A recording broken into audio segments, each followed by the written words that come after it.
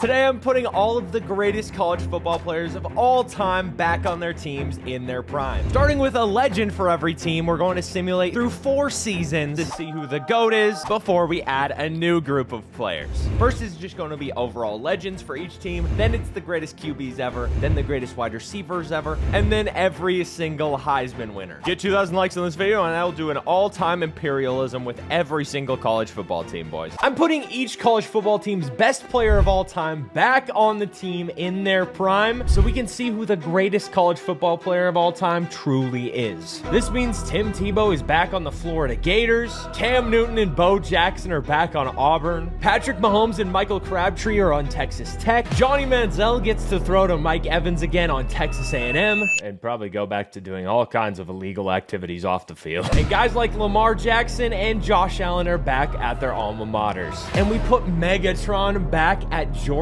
Tech to dominate the secondary. But that's not all, because I have over 100 custom legends put into college football today to see who the greatest of all time truly is. And be sure to subscribe, hit the like button, comment down below who your favorite college football player of all time is and who you think is going to end up the college football GOAT. And speaking of which, on the Heisman watch right now, we have Cordell Stewart, who is number 2 for Colorado. We got Tim Tebow at Florida, Cam Newton at Auburn, and Tom Brady at Michigan for our legends who are in the Heisman Trophy watch. Darnell Tate is also here too, but obviously he's not a legend. He's just here. He's hanging out. But this is going to be important because we're going to simulate 3 full seasons, and before each one, I have to predict the Heisman Trophy winner and the national championship winner. And if I do not get any prediction correctly throughout the entire video, I'm going to give away $100 in gift cards to some of my lucky subscribers in the comment section down below, boys. But like I said, we have some of the greatest college football players of all time back on their original college football teams. So we have freshman Cam Newton and freshman Bo Jackson back on the Auburn Tigers. And I fully believe they're going to do incredible things this year. But before I make my predictions, let's look at some of the other guys we have. Davon Austin is back on the Mountaineers, hopefully ready to dominate and get some sick highlight reel plays made for YouTube. Jim Brown is on Syracuse, one of the greatest running backs of all time, gets to relive his glory days, or gets to live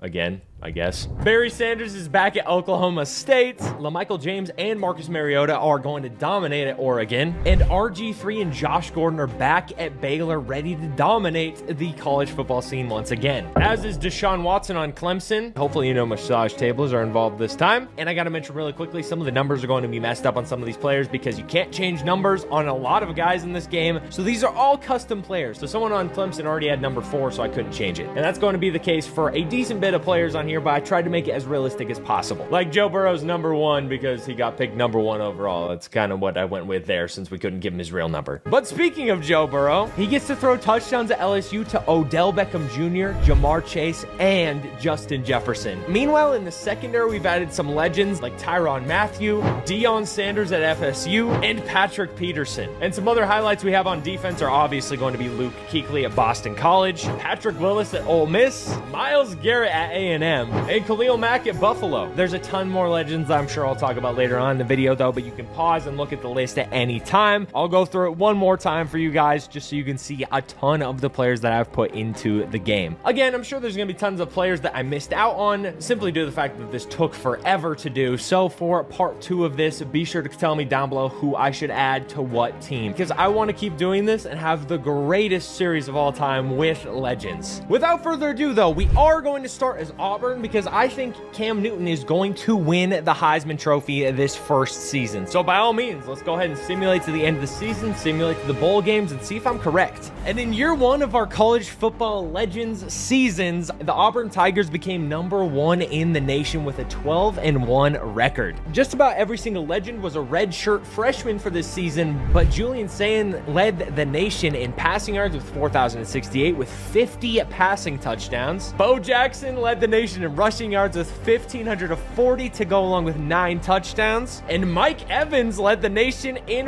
receiving yards with 1,495 with 14 touchdowns to go with it. But the winner of the Heisman Trophy was Cam Newton with 2,630 passing yards and 32 touchdowns on 80% completion percentage. But he wasn't done there because he also added another 1,170 yards on the ground with 13 more touchdowns. A signature Cam Cam Newton's season. Cam was number 1 in the Heisman voting. Behind him was Julian Sayin, Dominic Hoover was 3rd, Mike Evans was 4th, and Ty Simpson was 5th. Now again, the first season doesn't really matter that much because most of the guys are redshirt freshmen. Cam and Mike Evans and literally just a couple other guys were not. So season 2 is where things really will get crazy. But the college football playoff bracket has some interesting teams in it, like Texas A&M with Mike Evans and Nebraska at number 8. But more importantly, the teams with bye weeks are Iowa State at 11, Auburn at 1, UAB at 6, and Washington at 2. Let's see how the playoffs play out, where Auburn is going to take on Nebraska in the Orange Bowl. Auburn's up 7-3 at the end of the first quarter, up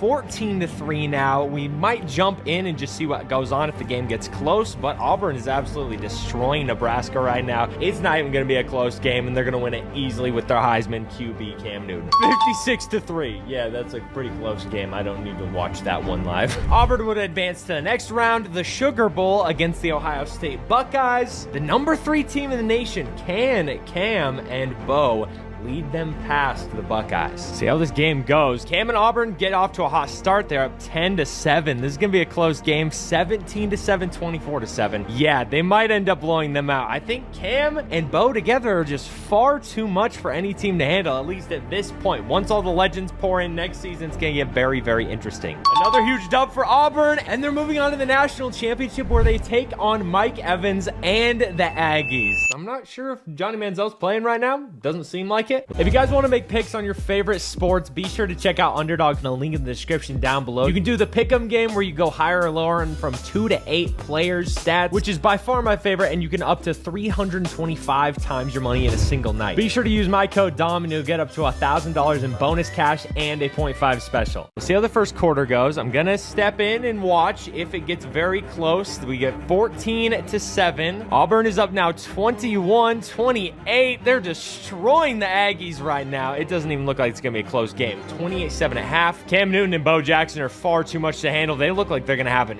easy national championship season. They blow out Texas A&M. Cam Newton and Bo Jackson are national champions. And Cam Newton's the player of the game with 390 passing yards and 5 touchdowns. Incredible freshman season for him. Auburn wins year 1, so I'm safe with my picks for now. But year 2 is going to get very interesting because this is where all of the legends are going to be coming off of the redshirt freshman years. And starting on season 2, some of the preseason All-Americans are Deshaun Watson, Archie Griffin, the former 2-time Heisman winner, Herschel Walker, CeeDee Lamb, Julio Jones, Aaron Hernandez, Myles Garrett, Jadeveon Clowney, Deion Sanders, Patrick Peterson, Taylor Mays. And the second team has guys like Braxton Miller, Adrian Peterson, Jim Brown, Larry Fitzgerald, Percy Harvin, Gronk, Khalil Mack, Luke Kuechly, and Tyrann Mathieu. This is going to be a crazy second season, boys. Fireworks are about to be going off. This could turn into the greatest season in college football history with all these legends. I am hyped. My predictions for year 2 are the Michigan Wolverines are going to be national champions, but I don't think they're going to have the Heisman winner. Our 2027 Heisman preseason rankings are Cordell Stewart, Tim Tebow, Steve Young, Baker Mayfield, and Cam Newton once again. Can he repeat? But my Heisman Trophy pick is not any of those guys. My Heisman Trophy prediction is going to be the 99 speed man himself on Virginia Tech, Michael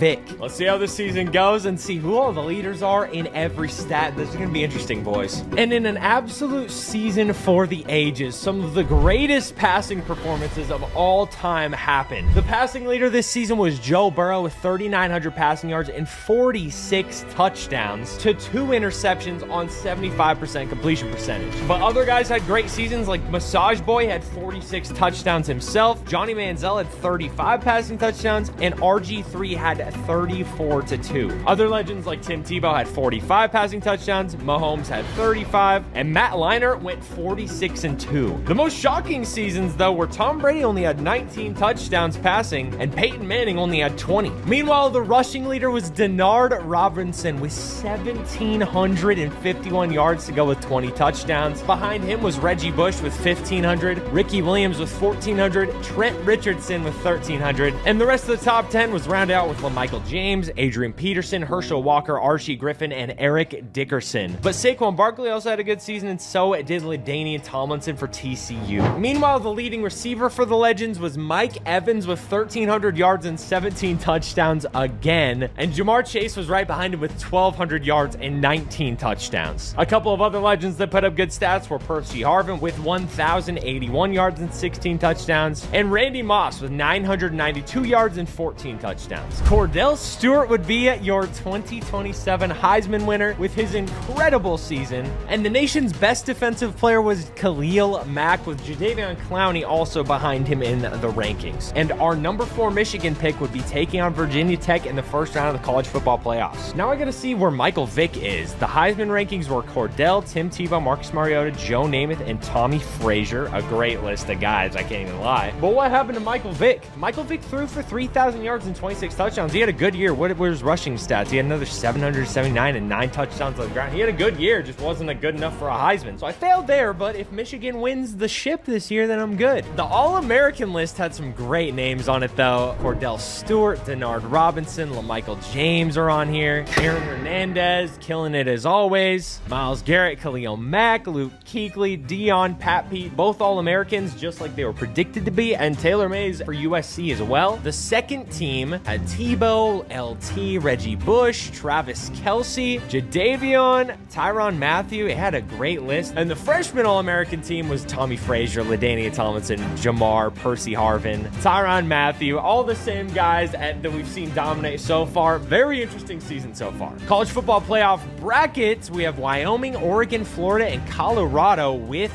the bye weeks. And now we'd have a playoff game between Tom Brady and Michael Vick. All right, let's see how this goes. I really need Michigan to put it together here and win themselves a game. They have the leading rusher in the nation. They are taking the lead here, but it looks to be a defensive battle, at least so far. Michigan's starting to pile it on in the first half, though. Second half, they're pulling away. They're going to win this game and go into the next round for sure, which would bring Tom Brady and the Wolverines up against Josh Allen and the Cowboys in the next round. Tom Brady and Michigan up already. Josh Allen answers with some field goals. They get the turnover. They answer with a touchdown. This is actually going to be a good game. Our first one so far. They're coming back.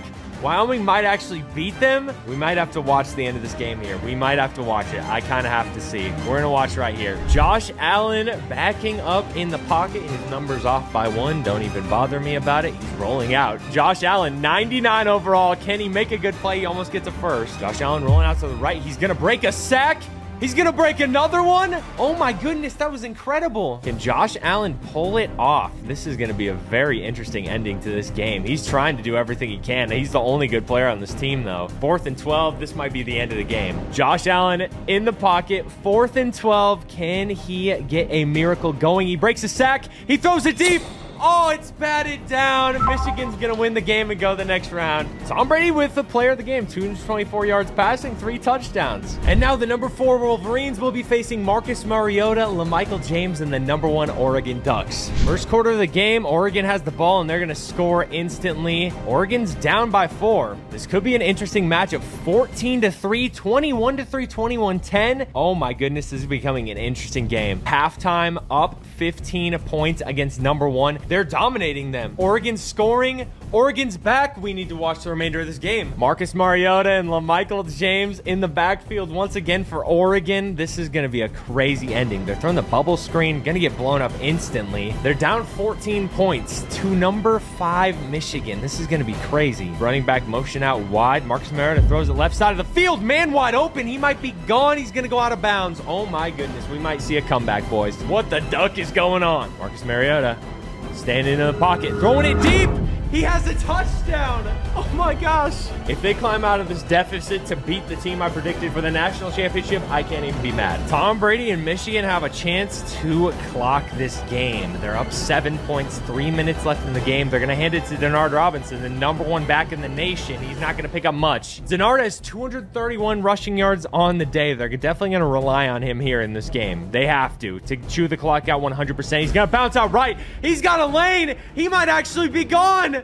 Denard Robinson gets caught up to huge gain, though. He almost has 300 rushing yards. Also, I just need to point out, I did put Denard Robinson at running back simply due to the fact so we could have Tom Brady and him in the same backfield. He played running back in the NFL, so I wanted to see what he would be like in college. They're chewing clock here. They are almost in field goal range. This game might be done for if Oregon doesn't get the stop. They're just picking up yard after yard. He's going to have 300 yards at this rate. This might put it away right here. One more first down after the 2-minute warning, and it's over for sure. Tom Brady with the handoff again. Denard Robinson running up the field. He has a touchdown. That is going to be game. He rushes for 300 yards on the #1 team in the nation. At this rate, Denard Robinson might become the GOAT halfback in college football. That's insane. Denard Robinson with 337 rushing yards, 4 touchdowns on 21 carries. That might be the best running back performance of all time. Considering the opponent they just played, that has to be up there. And he's Big Ten Offensive Player of the Week. Yeah, dude. He deserves Big Ten Offensive Player of the Decade for that one. And now it's going to be Tom Brady against Tim Tebow and Aaron Hernandez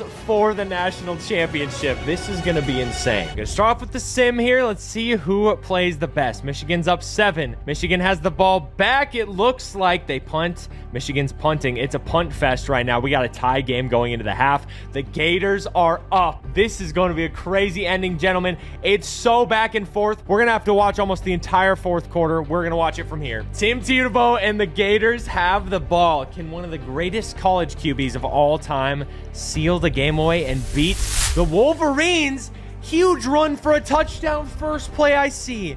Holy crap. A Gator just killed somebody on the field, and it wasn't Aaron Hernandez this time. I don't even know what to say, dude. I'm shocked. Tim Tebow's kicking the ball. It's in. I don't know what just happened to me, but it's in. Tom Brady, the most clutch football player of all time, has 3 minutes and is down 8 points against the Gators defense. He's going to throw it down to Denard Robinson, who almost picks up a first. This Michigan Wolverines offense has been insane to watch throughout these playoffs, but if they don't win this, it doesn't matter. Denard Robinson, first down, barely. 200 yards on the ground for him. This dude really might be the GOAT running back, I have to say. Tom Brady, standing in the pocket, throws a strike. First down. They are driving downfield. Oh my goodness. This is electric, boys. This is electric. Tom Brady in the pocket. They're not running the ball here. He's getting blitzed. He dumps it off. That might be a touchdown. Oh my goodness, what a throw. They might tie up the game right here. Wolverines going for 2 here. They got Denard Robinson in the backfield. They got a strong set formation. Gators are ready for anything. They're handing up the middle. Denard is stuffed. The best running back in the nation doesn't get it. The Gators are going to be up 2 to put the game away in Tim Tebow's hands. First and 10 here, 2 minutes left in the game. Tebow and the Gators are going to try and run the clock out. And their running back, they might have the second best running back in the nation. Every time this dude touches the ball, he gets a huge gain. He goes out of bounds, though. They're going to keep with their running sets. We'll see what Tebow and the Gators can do. Can they cement themselves like national champions just like Tebow did in real life? 2-minute warning, another huge first down. The Wolverines can do nothing against this running back. At this point, they just need to just tackle the guy, hurt him or something. They're probably going to hand it off to him again here. Maybe throw the ball on third down. We're going to see. He runs up the middle. They get his stuff. It's going to be 3rd and long. They use their second to last time out. This is insane. 3rd and 11. Can the Wolverines get a stop? They're going to run the ball again. Oh my gosh, they might kick it here. If they miss this kick, editor needs to put up the picture of Ninja's tweet saying kickers miss. Tebow kicks it deep. He's the greatest athlete I've ever seen. Why is Tebow kicking the ball? I don't know. Tebow does it with his legs. He does it with his arm. What can't this guy do? Have premarital sex. That's what he can't do, but everything else he can. Tom Brady, national championship on the line. Can he win himself one for the first time ever? 1 minute, 42 seconds left. Down 5. Brady in the pocket. Looking around. He's going to dump it off. Denard Robinson, that's the best player in the nation as of right now. First down. You can never count Tom Brady out in the clutch. Let's see what this man can do. In the pocket again. He's going to keep throwing it. He's rolling left. He doesn't know where to go with the ball. Throw it away, Tom. He breaks the tackle and throws it away. Oh my gosh. I'm obviously rooting for him because they're my pick for the championship. But man, what a game this has been. You can't be mad with whichever team wins at this rate. Tom Brady in the pocket, throws it again. Middle of the field, 3rd and short. Denard Robinson's in the backfield with Brady. I'm thinking maybe a pass to him. You got to get the ball to your best player. Tom Brady's going to roll up. What's he doing? What was that? That's not the Tom Brady I know. 4th and 6. This is for the national championship. What are the Wolverines going to do? He's getting pressured. Rolling out. He breaks the tackle. He gets sacked. The Gators are going to win the championship. Tim Tebow's in victory formation. Tom Brady and the Wolverines go down, and the Gators are champions. Oh my goodness. Brady and Tebow hugging out in the middle of the field. Tebow is possessed or something with stretches his mouth out like that, trying to suck the soul out of Brady. No pause. Tom Brady has 228 yards, 2 touchdowns. Tebow on the other end has 165, 2 touchdowns. KD Daniels has 190 rushing yards. And college football GOAT Denard Robinson has 204. This is the greatest football player I've ever seen. Some of the Heisman watch for the 28-20 season are Tim Tebow, Baker Mayfield, Cam Newton, and Matt Leinart and Aaron Rodgers at Cal join the list as well. It's gonna be interesting to see how that plays out, but none of those guys are my prediction for the Heisman this year. My pick for the Heisman this year is going to be none other than Andrew Luck. We'll see if he can put it together. I would love to see it happen. He doesn't have a lot to throw to, but I think he'll have a chance of winning the Heisman. And my backup pick for Heisman pick will be RG3, because I want to see them have a race like they did in 2011. That would be awesome. But my pick for the national champions this year is the Texas Longhorns, who are number 8 in the nation, but they have an incredible roster. They have Peyton Manning, they have Ricky Williams, and Gronk just transferred there. So I think that's a shoo-in pick for the national champions. And I probably should pick Peyton Manning as my Heisman winner, but I'm just going to stick with Andrew Luck or RG3 and hope one of them wins it. We are going to have a few guys head to the NFL after the season, though, because Cam Newton is a junior, LaMichael James is a junior, Tim Tebow and Saquon are juniors, and Gronk is also a junior, as well as Jim Brown. But that's not all, because RG3, Jerry Rice, and Patrick Mahomes are juniors as well. So at the end of the season, we're going to check some career stats and see who the GOAT is so far, and then after the next season, when everybody will be in their last season, we'll see who the official college football GOAT is, boys. Put your guesses down below. I have no clue. At this point, it's got to be Denard Robinson, honestly. And not shocking at all, another historic season for a ton of college football legends was in the books with the 2028 season. The passing leader this year was RG3 with 4,300 passing yards and a whopping 53 touchdowns to 1 interception ratio. Some other great seasons were Deshaun Watson with 45 touchdowns, Tebow with 45, Jameis Winston with 45, and Cam Newton with 38. The rushing leader this season, once again, was Denard Robinson, who's quickly becoming the greatest football player of all time. He also had 22 touchdowns on the ground. Some other great seasons for running backs, though, were Saquon Barkley with 1,500 yards, Ricky Williams with 1,400, and Bronco Nagurski with 1,067. The receiving leader this year was Ja'Marr Chase with 1,500 yards and 25 touchdowns. Josh Gordon wasn't far behind him, though, with 1,318 touchdowns. And Jerry Rice also had a great season with 1,200 yards and 16 touchdowns. One guy we haven't seen much so far, though, is CeeDee Lamb, who only has 972 yards this year and 10 touchdowns, and who only has about 1,500 combined throughout his freshman and sophomore season so far, with Baker Mayfield throwing him the ball. The best defensive player this season was Braden Platt, whoever that is, not even a legend. There wasn't even a single legend in the voting for any of the Defensive Player of the Year awards. Meanwhile, the Player of the Year award was filled with legends like Joe Namath, Ja'Marr Chase, Braxton Miller, Marcus Mariota, Michael Vick, and Tebow. But most importantly, the Heisman winner was RG3. The top 5 was Ja'Marr Chase, Cam Newton, Deshaun Watson, Joe Namath, and then of course RG3 at number 1. Not only did RG3 have those insane passing stats, but he also put up 841 yards and 5 touchdowns on the ground. And of course, Josh Gordon had an insane season as well. Meanwhile, my national championship prediction for this season, the Longhorns, Peyton Manning had 24 touchdowns and about 3,000 yards, so nothing crazy, but Ricky Williams carried them on the ground. The All-American list was, of course, filled with tons of guys like Denard Robinson, RG3, Saquon, Ja'Marr, Jerry Rice, Aaron Hernandez, Tyrann Mathieu, Taylor Mays, Luke Kuechly, all the same guys we've seen regularly. The college football playoff bracket has Oregon, Baylor, Alabama, and Clemson in the bye weeks. But Texas was ranked number 5 in the nation, and our first game is against my former team, the Michigan Wolverines. Let's see what happens. Michigan's starting with the ball. They gave it away quick. Texas is up 3-0 at 10-0 now, 17-0. Peyton Manning and Gronk together might be a bit too much for college defenses to handle. They're going to easily win this game. It's a complete blowout. We're on to next week. I will give Tom Brady and Denard Robinson some props, though. They came through in the end, and they almost brought them back. Peyton Manning, player of the game with 5 touchdowns and 83% completion percentage. percentage very, very nice. And next up is Deshaun Watson and the Clemson Tigers in the Cotton Bowl. Praying for a close game here so we can watch some of the on-the-field work. Deshaun Watson, they're up 6-0 right now, 9-0. Their field goal kicker might be the GOAT right now. Clemson is winning so far. Oh my goodness. Are we going to lose in the second round of the playoffs here? We actually might. We're going to have to watch the fourth quarter here and see what happens. Peyton Manning and them are coming back. We're going to jump in and watch what happens. Can Deshaun Watson get some W's here? This is going to be interesting. 4th and 1. They're going for it. They're easily going to pick this up. Their running back is slower than my grandma, and she's been dead for a number of years. Miss you, Grandma. Love you. Deshaun Watson handing the ball off. Their running back gets stuck on their O-lineman. Must be something sticky on the ball from Deshaun Watson's hand.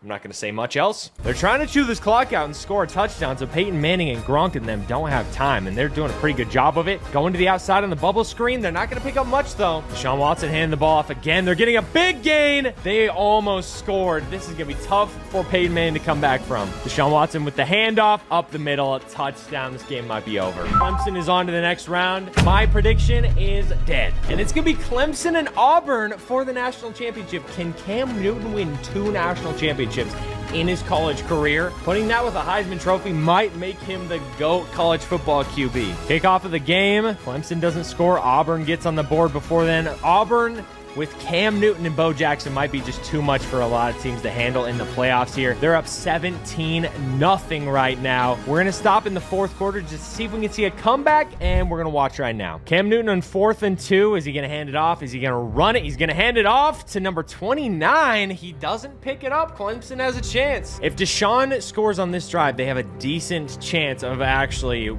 coming back in this game, but they really have to have a great drive.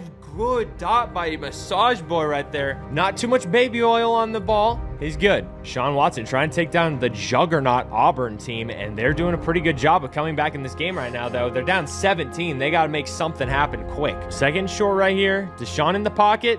Pocket not really collapsing, but he's going to roll out and he's going to pick up a first down just like that. He throws a deep right side. That's going to be a man wide open. He doesn't get out of bounds, but he's within the 20-yard line. Deshaun commanding the offense. They need 17 points, 2 touchdowns and a field goal, and they're back in this game. They're going to run it to the outside. That running back is so slow. If I'm Clemson, I just keep the ball in Deshaun's hands, have him run the ball or pass the ball every single play, not run it with whoever this running back is, and he proves me wrong by scoring a touchdown. Clemson's back in it, but a touchdown here led by the Auburn offense would be pretty much, game over for Clemson at this point. Cam Newton with a chance to win his 2nd national championship and 2nd national championship MVP of his career in this simulation. They're running the ball out. I'm interested in where Bo Jackson's at in this simulation, but regardless, they're getting a huge run. They're just too much. Cam Newton winning a national championship in his junior season with not much talent on the whole team at all would be pretty poetic, because that's actually what happened in real life. So we'll see what happens here. They're going to pick up almost 6 yards or so there. Cam Newton calling audibles at the line of scrimmage. Play action pass. He dumps it off. And that's going to be 3rd and long. What is the Auburn offense doing right now? Cam Newton in the pocket. He's got to throw it. He's got to get the first. He's going to run for it. Cam Newton, huge gain. He gets the first down with his legs. That's what he's got to do if they want to win this game and keep this lead. Both teams' QBs are incredible, but the running backs, not so much. They have to keep the ball themselves if they want to win. Cam Newton can run it right here. He's going to get a huge gain. He's going to slide, and they're in the red zone. Cam Newton single-handedly winning this game for the Tigers. If Auburn scores a touchdown here, I think this game is 100% over at this point. Cam Newton in the pocket to win the national championship, seal the game away. He's going to roll out. He's going to pick it up on his legs, and that is going to win them the national championship. Cam Newton is a 2-time national championship winner. What incredible career before he heads off to the NFL. Auburn is the national champions once again, 2 in 3 years. Looking at some career stats for some of our juniors, though, before they head off to the NFL, Cam Newton seems to be the unequivocal GOAT of college football QBs. 140 touchdowns, 12,000 passing yards in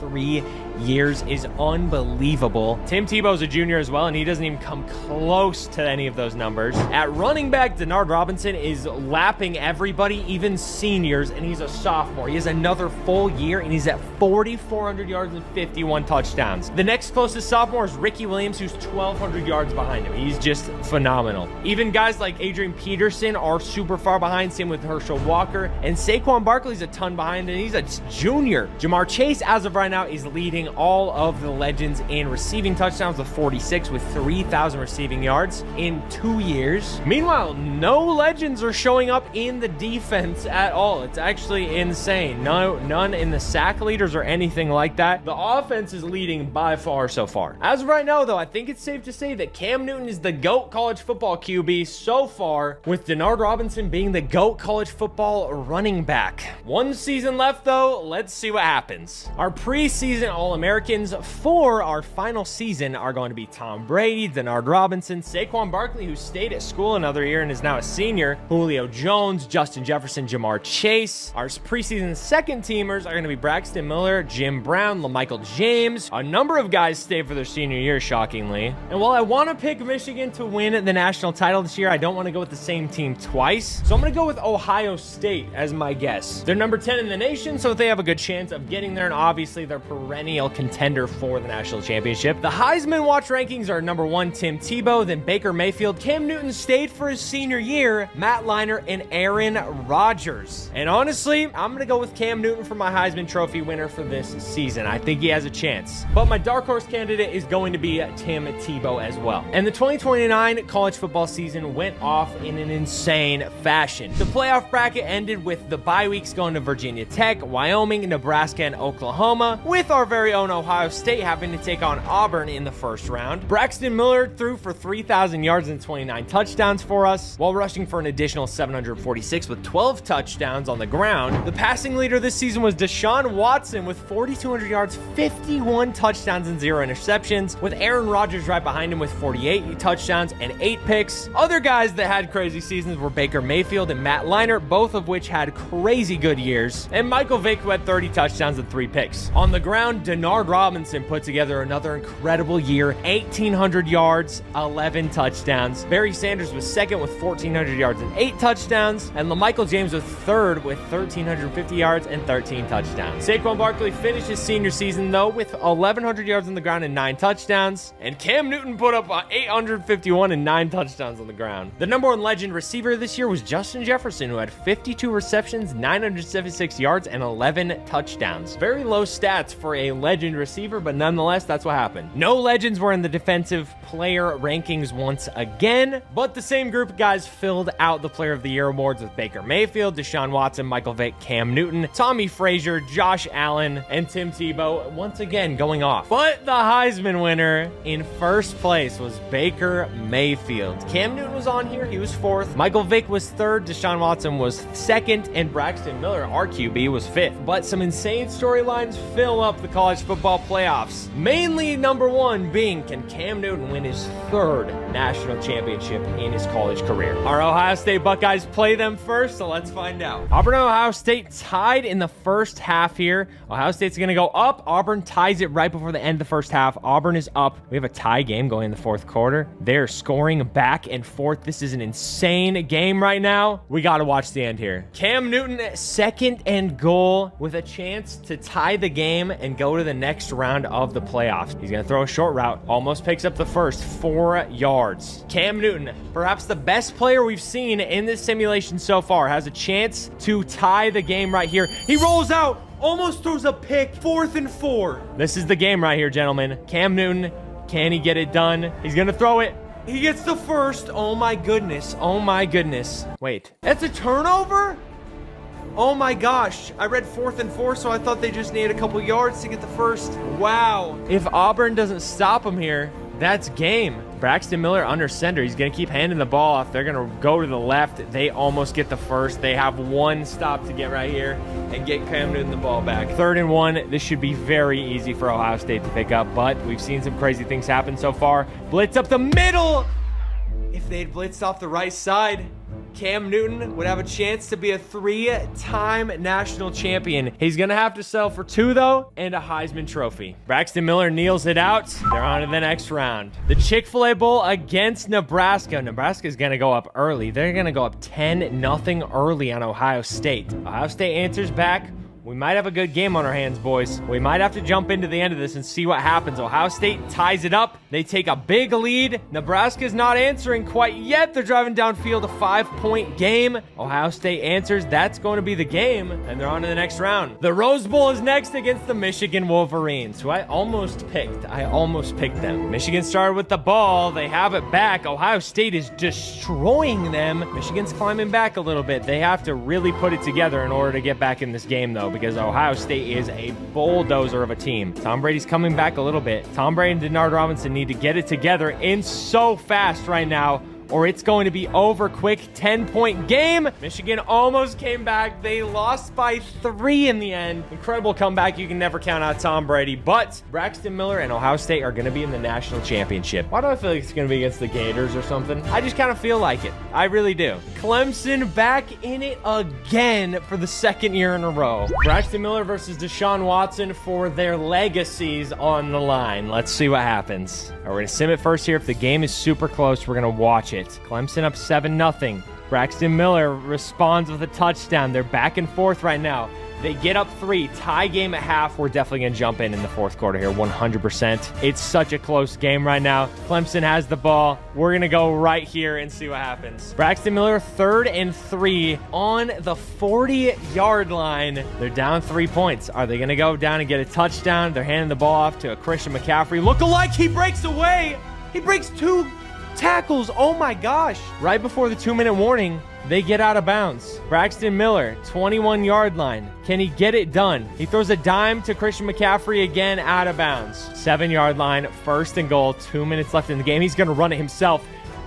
I don't know what just happened. I think that was roughing the passer, possibly. Holding offense, so he gets smoked for nothing. Tua Doll, more like Hawk Tua.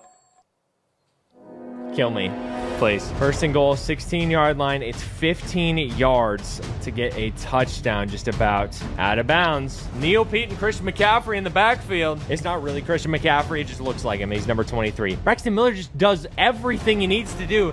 Down on 3rd and goal, they might end up going for this. They're so close to the touchdown, they may as well try. Braxton Miller throws a dime. They take the lead. Deshaun Watson, one of the greatest college QBs of all time, is going to have a chance to go downfield and win it for Clemson. Deshaun Watson, 15-yard line, 85 yards to glory to finally get his national championship win after losing to Cam Newton last year. Deshaun Watson in the pocket. Throws it right side of the field. Broken tackle, 8 yards. They are driving down the field. If they get a touchdown, there's not going to be much time for Braxton Miller to get downfield. He throws a dot.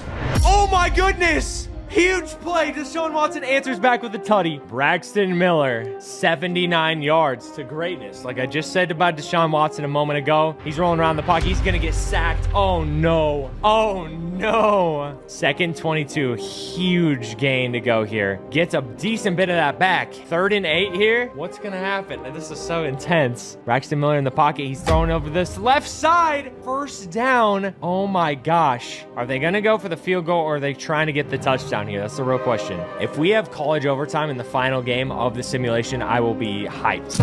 Huge dot by Braxton Miller there. Braxton Miller in the pocket, 45 seconds left. He's thrown over the middle of the field. Another 1st down. They are going for the throat here. They're going for the win. Braxton Miller's gonna fake it. He gets sacked. 3rd and 16. You can't spike it here. You need the 2 plays. Oh my gosh, that might have knocked them out of field goal range. I don't know how good their kicker is. He's gonna throw it right side of the field and drops it. He had the win right there. They're gonna go for the kick. They get iced though. Oh my goodness. The kick is up. It's good. Deshaun Watson's going to have 20 seconds or so to get downfield and win it. Clemson has 1 timeout. If they get a huge play here, they can get a field goal. They're going to run the clock out. That is crazy. I thought for sure they were just going to send it. I thought for sure we're going to go into college overtime, boys. Oh my goodness. Final game. Are you kidding me? College overtime for the final game of the simulation, boys. Remember, if you've been enjoying this so far, this took so long to record, so long to edit, so long to put together.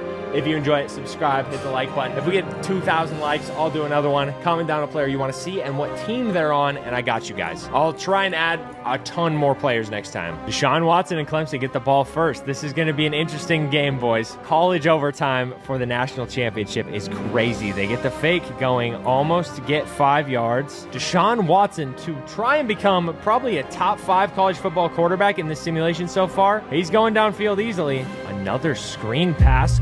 Broken tackle, 4-yard gain. Deshaun Watson, 8-yard line. Bill Cosby, whatever you want to call him, massage boy, they're getting a touchdown. Are they going to win the championship off of that score? The Ohio State O-line has been pretty spotty here in the second half. If Clemson gets in there, it could end the game for Ohio State. If he's throwing it deep. What a throw and catch!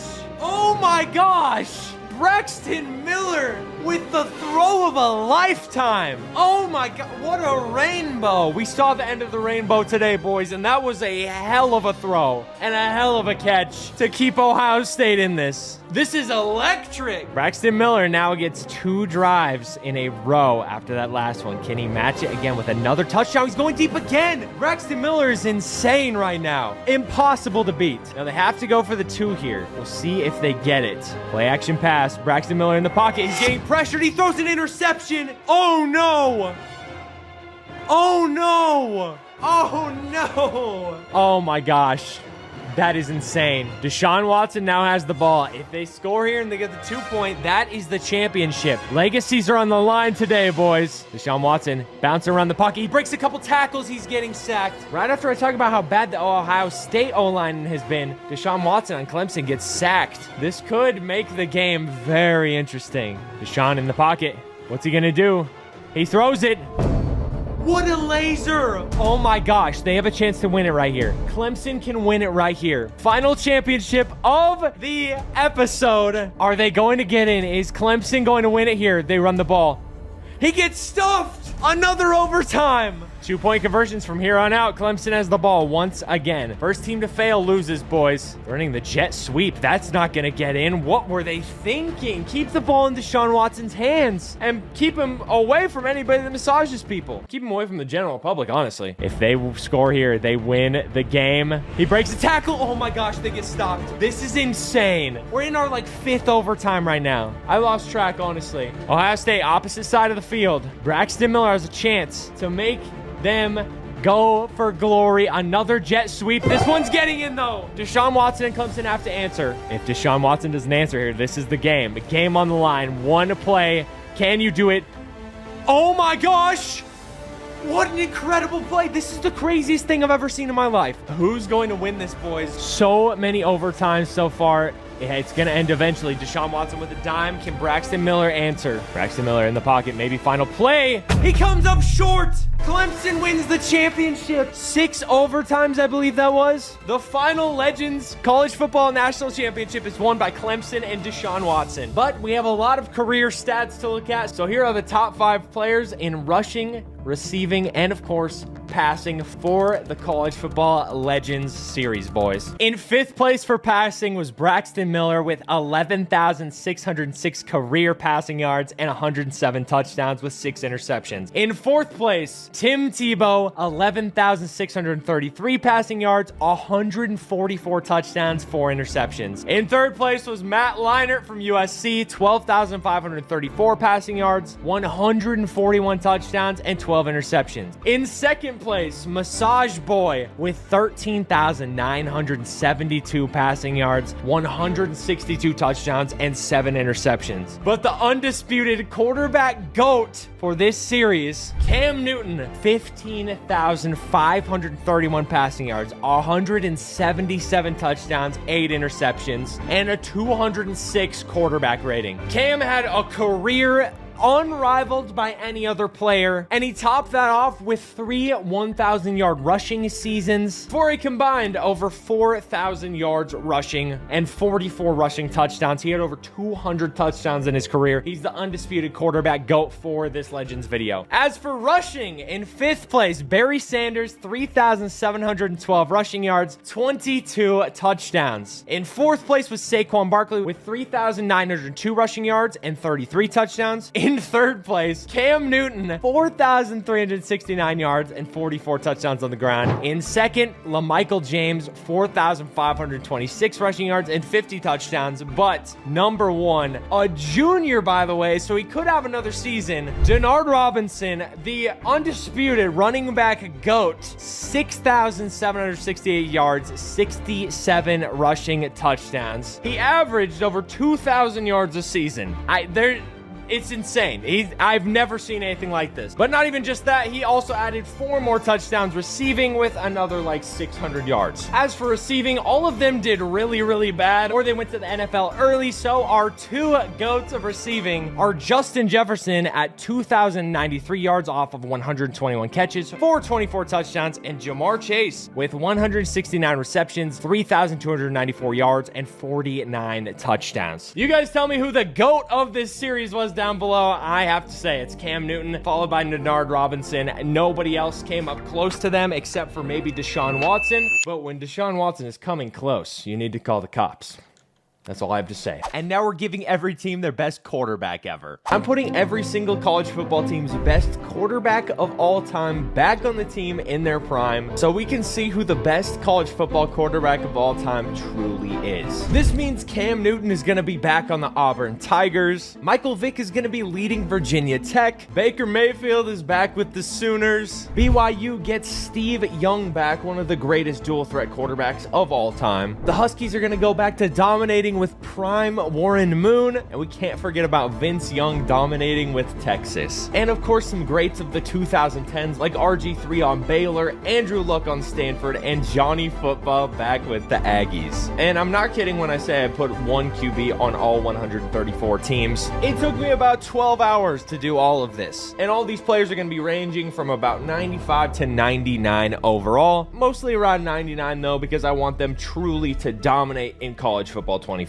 All of these guys are freshmen, and we're going to be playing through their entire careers. So we're going to be simulating about 4 seasons today, and we're going to find out who the college football GOAT is in this simulation today, boys. But before we do that, I went over some of the big name players. Let's give some recognition to some of the smaller name players who didn't quite make it in the NFL as well. OSU is going to have Brandon Whedon. D Downs is going to be running around for Air Force again, and this guy was literally 5'9", 150 pounds, which is really small, but it's still twice the size of Kyler Murray. Jake Plummer is going to be back to dominating once again. Chase Daniel is back in college football as well. Chad Pennington is going to try and lead Marshall to the promised land. Ryan Mallett gets to go back to dominating on Arkansas. And Colt Brennan, rest in peace, is back on the Hawaii Rainbow Warriors. And Ryan Leaf never went to the NFL. He's back in his prime on Washington State. But I listened to a lot of your guys' wishes in the last video as well. And a ton of you wanted Pat White to be added to the Mountaineers, so he is here as well. Russell Wilson's going to be on the Wisconsin Badgers. Kellen Moore gets to throw some passes on Boise State again. And Matt Ryan is going to be leading Boston College. Now again, there's a ton of guys that I haven't even mentioned yet. We've got Patrick Mahomes, Tom Brady, Peyton Manning on Tennessee, Eli Manning on Ole Miss, Drake May back on North Carolina. That is a bit of bias from me because I'm a Patriots fan, but I think you guys will be okay with that. And one of the most requested ones of all was Matthew Stafford on Georgia, so we got him as well. Again, though, we have 134 QBs to be rocking with, so I hope you guys are excited for this video. Again, this took literally like 12 hours to make all these players, so if you guys watch the video and you enjoy it, please hit the like button on it, comment down below, and subscribe. We're on the road to 10,000 subscribers. Additionally, we're going to see some all-time great players all around in this simulation because I am adding these guys to my best college football legends of all time rosters, which I've posted a video of recently. So if you guys get 2,000 likes on this video, I will add the best wide receiver of all time to every single team, and then we'll make a video out of that. But here's one last scroll through of every single QB in the simulation. You can pause it and look at all of the names if you want to. I promise you every single QB is in here, and I'm sure there's going to be some of you guys disagree with, but that's okay. We're here to have some fun. We're going to start our simulation though on the Auburn Tigers because I think Cam Newton is going to either win the Heisman or become a national championship this year. Before every single season, I'm going to predict my team that it'll either have the Heisman winner or a national championship winner on it. And for every time I get it wrong, I'm going to be giving away a gift card to one of my subscribers in the comment section down below. Just comment down below a wide receiver you want me to add and what team they were on, and I'll be sure to do that for you guys for the next video where we do this with wide receivers. So if I fail every single time, I have to give away like 4 gift cards, so be sure to comment your console too. And Auburn's first game is actually going to be against Clemson. This should be interesting. Now, every season, whatever team would start with, we're going to do a little bit of gameplay with them because I want to see how good Cam Newton is actually going to look in college football 25. That's the Cam I want to see right there. We do have to choose a different team every single time though, so we're going to see some crazy players up ahead with some actual gameplay of each one. All right, Cam Newton, let's see what this man can do. We're just going to roll out again. It's Cam Newton, bro. I mean, he's one of the greatest college football QBs of all time.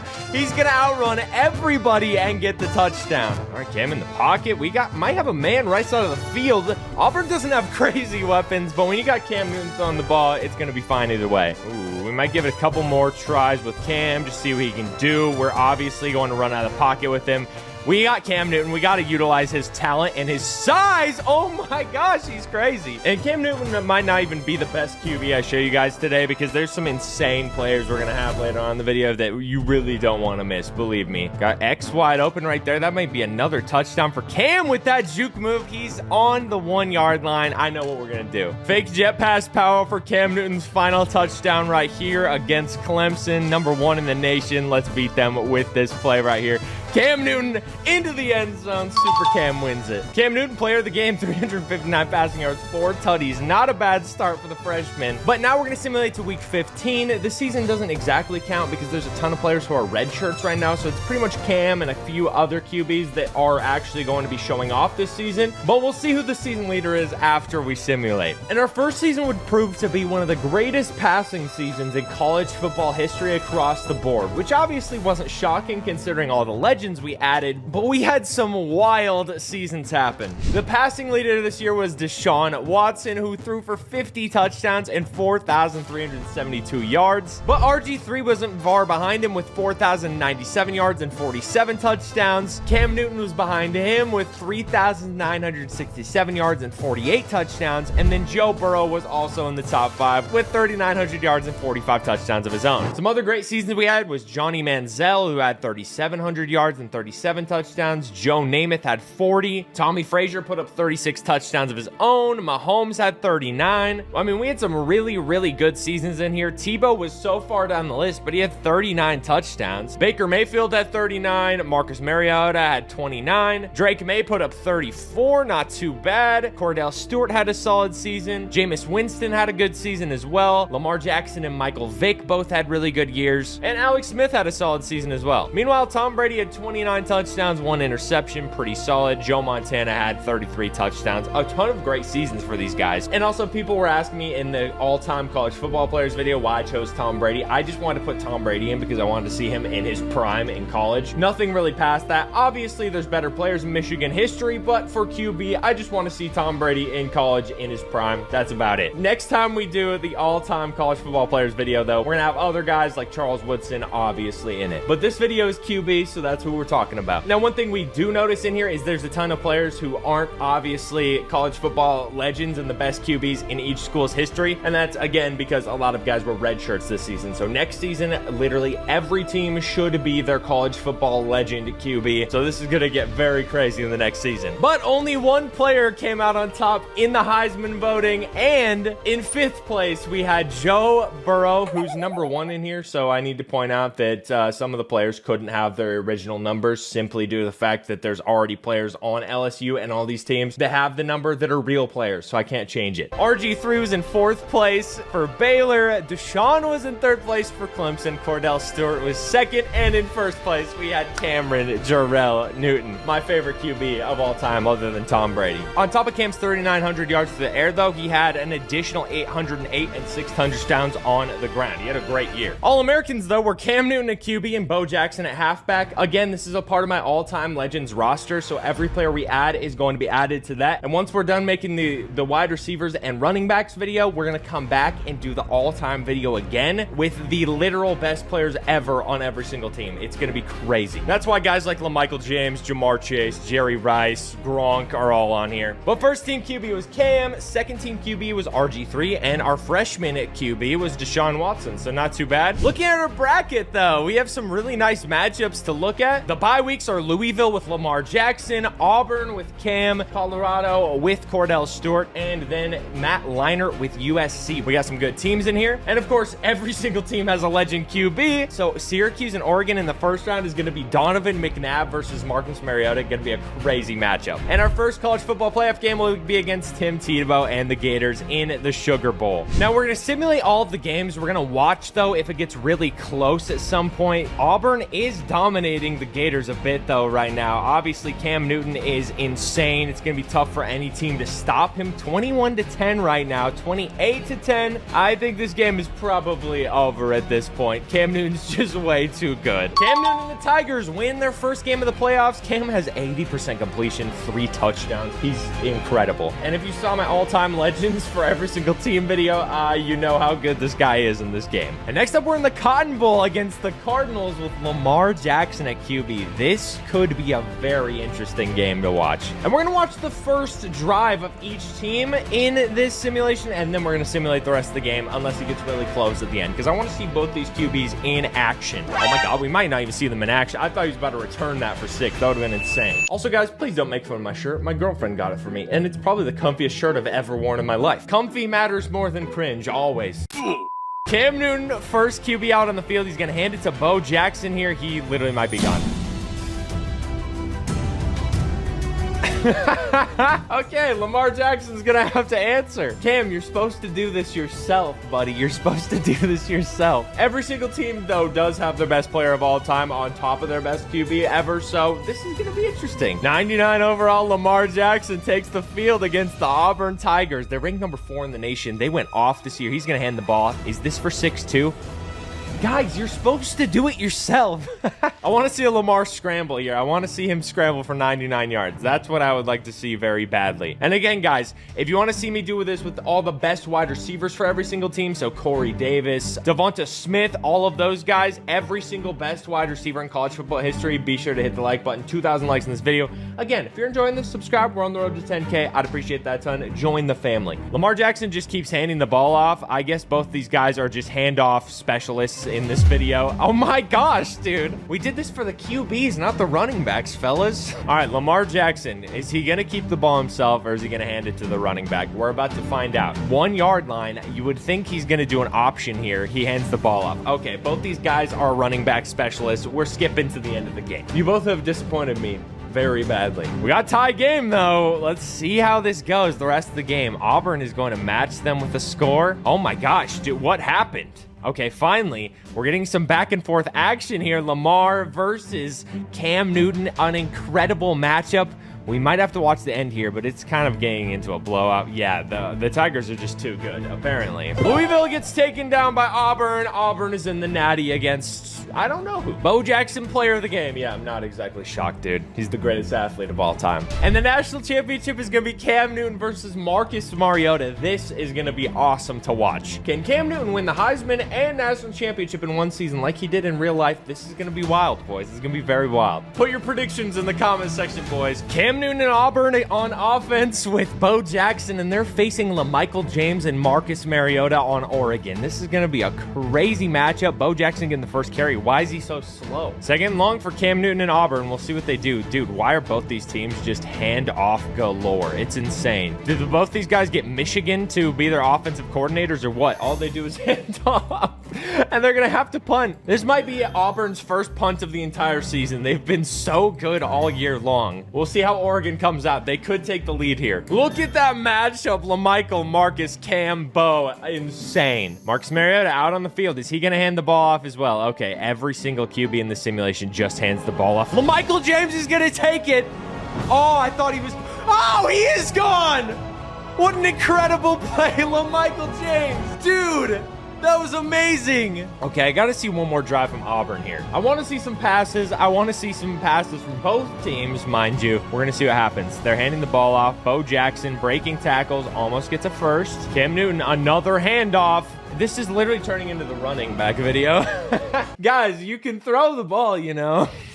Cam Newton in the pocket. He play actions. He's throwing the ball. Cam Newton, the Heisman winner, gets a first. Cam Newton once again. He's going to throw again. Can he throw it deep? I want to see a deep pass. Deep shot. Might be gone if he breaks a couple tackles. They're in the red zone. This is the high-powered offense I wanted to see from Cam Newton. He's going to throw another pass. That's another touchdown. Beautiful. We have a tie game. Got a tie game officially. Oregon's going to take the lead. This looks like a very back-and-forth matchup. We might have to end up watching the end of this one. We're going to have another tie game.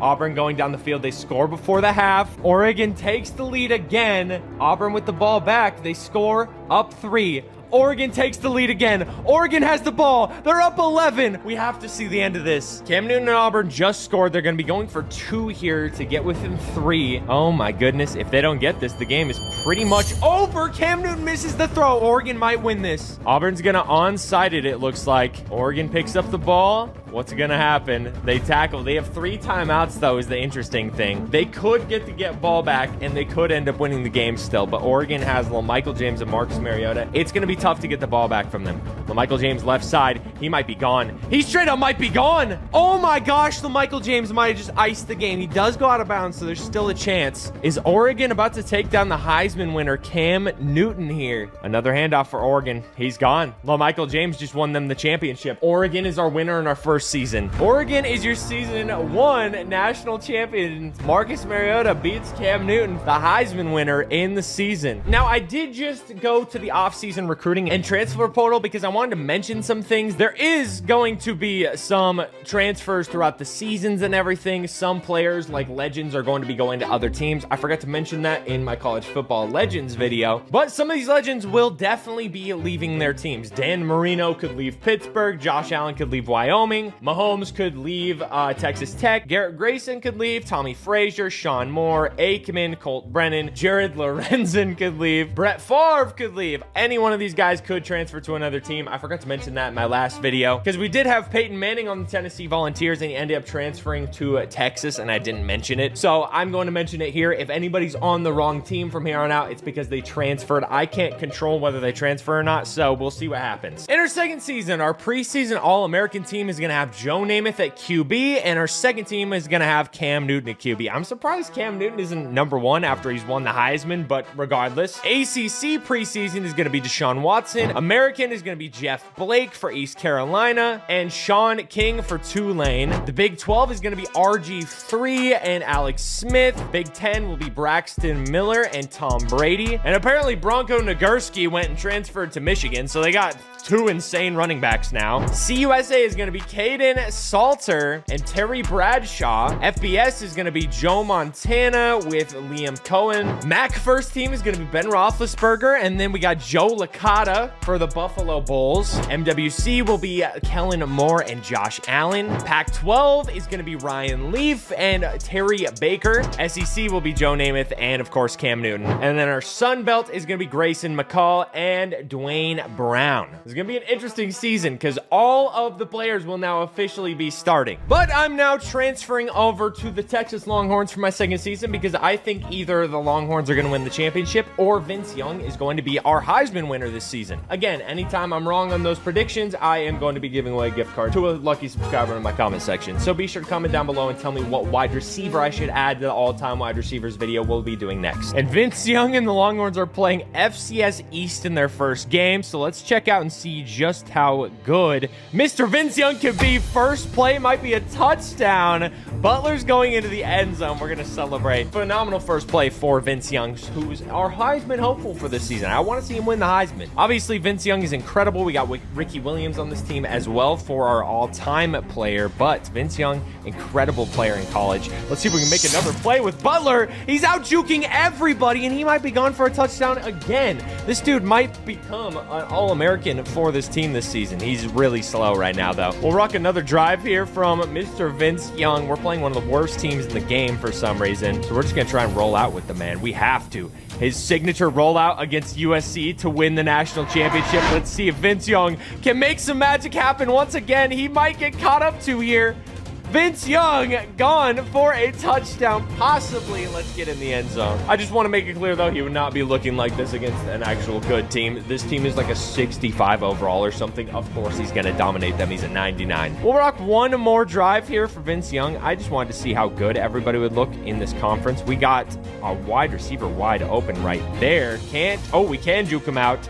Get inside the 20. Vince Young rolling out of the pocket. Can we hit our tight end for a touchdown right there? We're going to easily win this game. Longhorns did not need me to win that game. 63-3 is downright diabolical and illegal. Vince Young gets his first win of the season, though, and he gets 8 touchdowns, so he's well on his way to the Heisman this year. And in an overall disappointing season for the Texas Longhorns, Vince Young would have himself a decent year, throwing for 2,867 yards and 31 touchdowns. And Ricky Williams also had a good year, rushing for 1,500 yards and 12 touchdowns. But Vince Young wouldn't be close to the top QBs, as Matt Leinart would lead the nation in passing yards with 4,211 along with 39 touchdowns, and Joe Namath would be in second with 4,057 yards and 51 touchdowns with 0 picks. Easily the best season of any QB this year. But we had some other great seasons. I mean, Big Ben had a good year, Aikman, RG3, Joe Hamilton had a solid year as well, Brent Brockstill, Warren Moon, Alex Smith. A ton of the legends went absolutely off this year, and it would seem that Joe Burrow transferred because AJ Maddox is the LSU QB this season, so we got to see where Joe Burrow went to. The worst QB this year, though, was D. Dowis, the 5'9" wonder himself. For Air Force, he had 1,360 yards and 9 touchdowns, and Ronnie Makeda for the Army Black Knights had a solid 1,384 yards and 9 touchdowns. Roger Staubach, though, was the third worst with 1,490 yards and 10 touchdowns. One of our old heads, though, in Sammy Baugh had a solid season, though, for TCU with 3,500 yards and 40 touchdowns. Really not bad. And it looks like Larry Fitzgerald for Pitt had a good season, so I'm assuming Dan Marino did too. Yep, Dan Marino had 35 touchdowns, 4 interceptions, 3,400 yards. Very solid season for him too. And the Heisman Trophy finalists were Julio Jones at number 5, Ken Dorsey at number 4 for Miami, Cam Newton almost had another, RG3 was in second place, and Joe Namath won the Heisman Trophy with his 50 touchdowns and 0 picks or whatever it was. I picked the wrong team to root for this season, and the Longhorns were nowhere near the college football playoffs because we went 5-7. I have no clue how. We do have some interesting matchups in the college football playoffs, though. Our bye week teams are number 10 Syracuse with Donovan McNabb, number 1 Alabama with Joe Namath, number 9 Michigan with Tom Brady, and number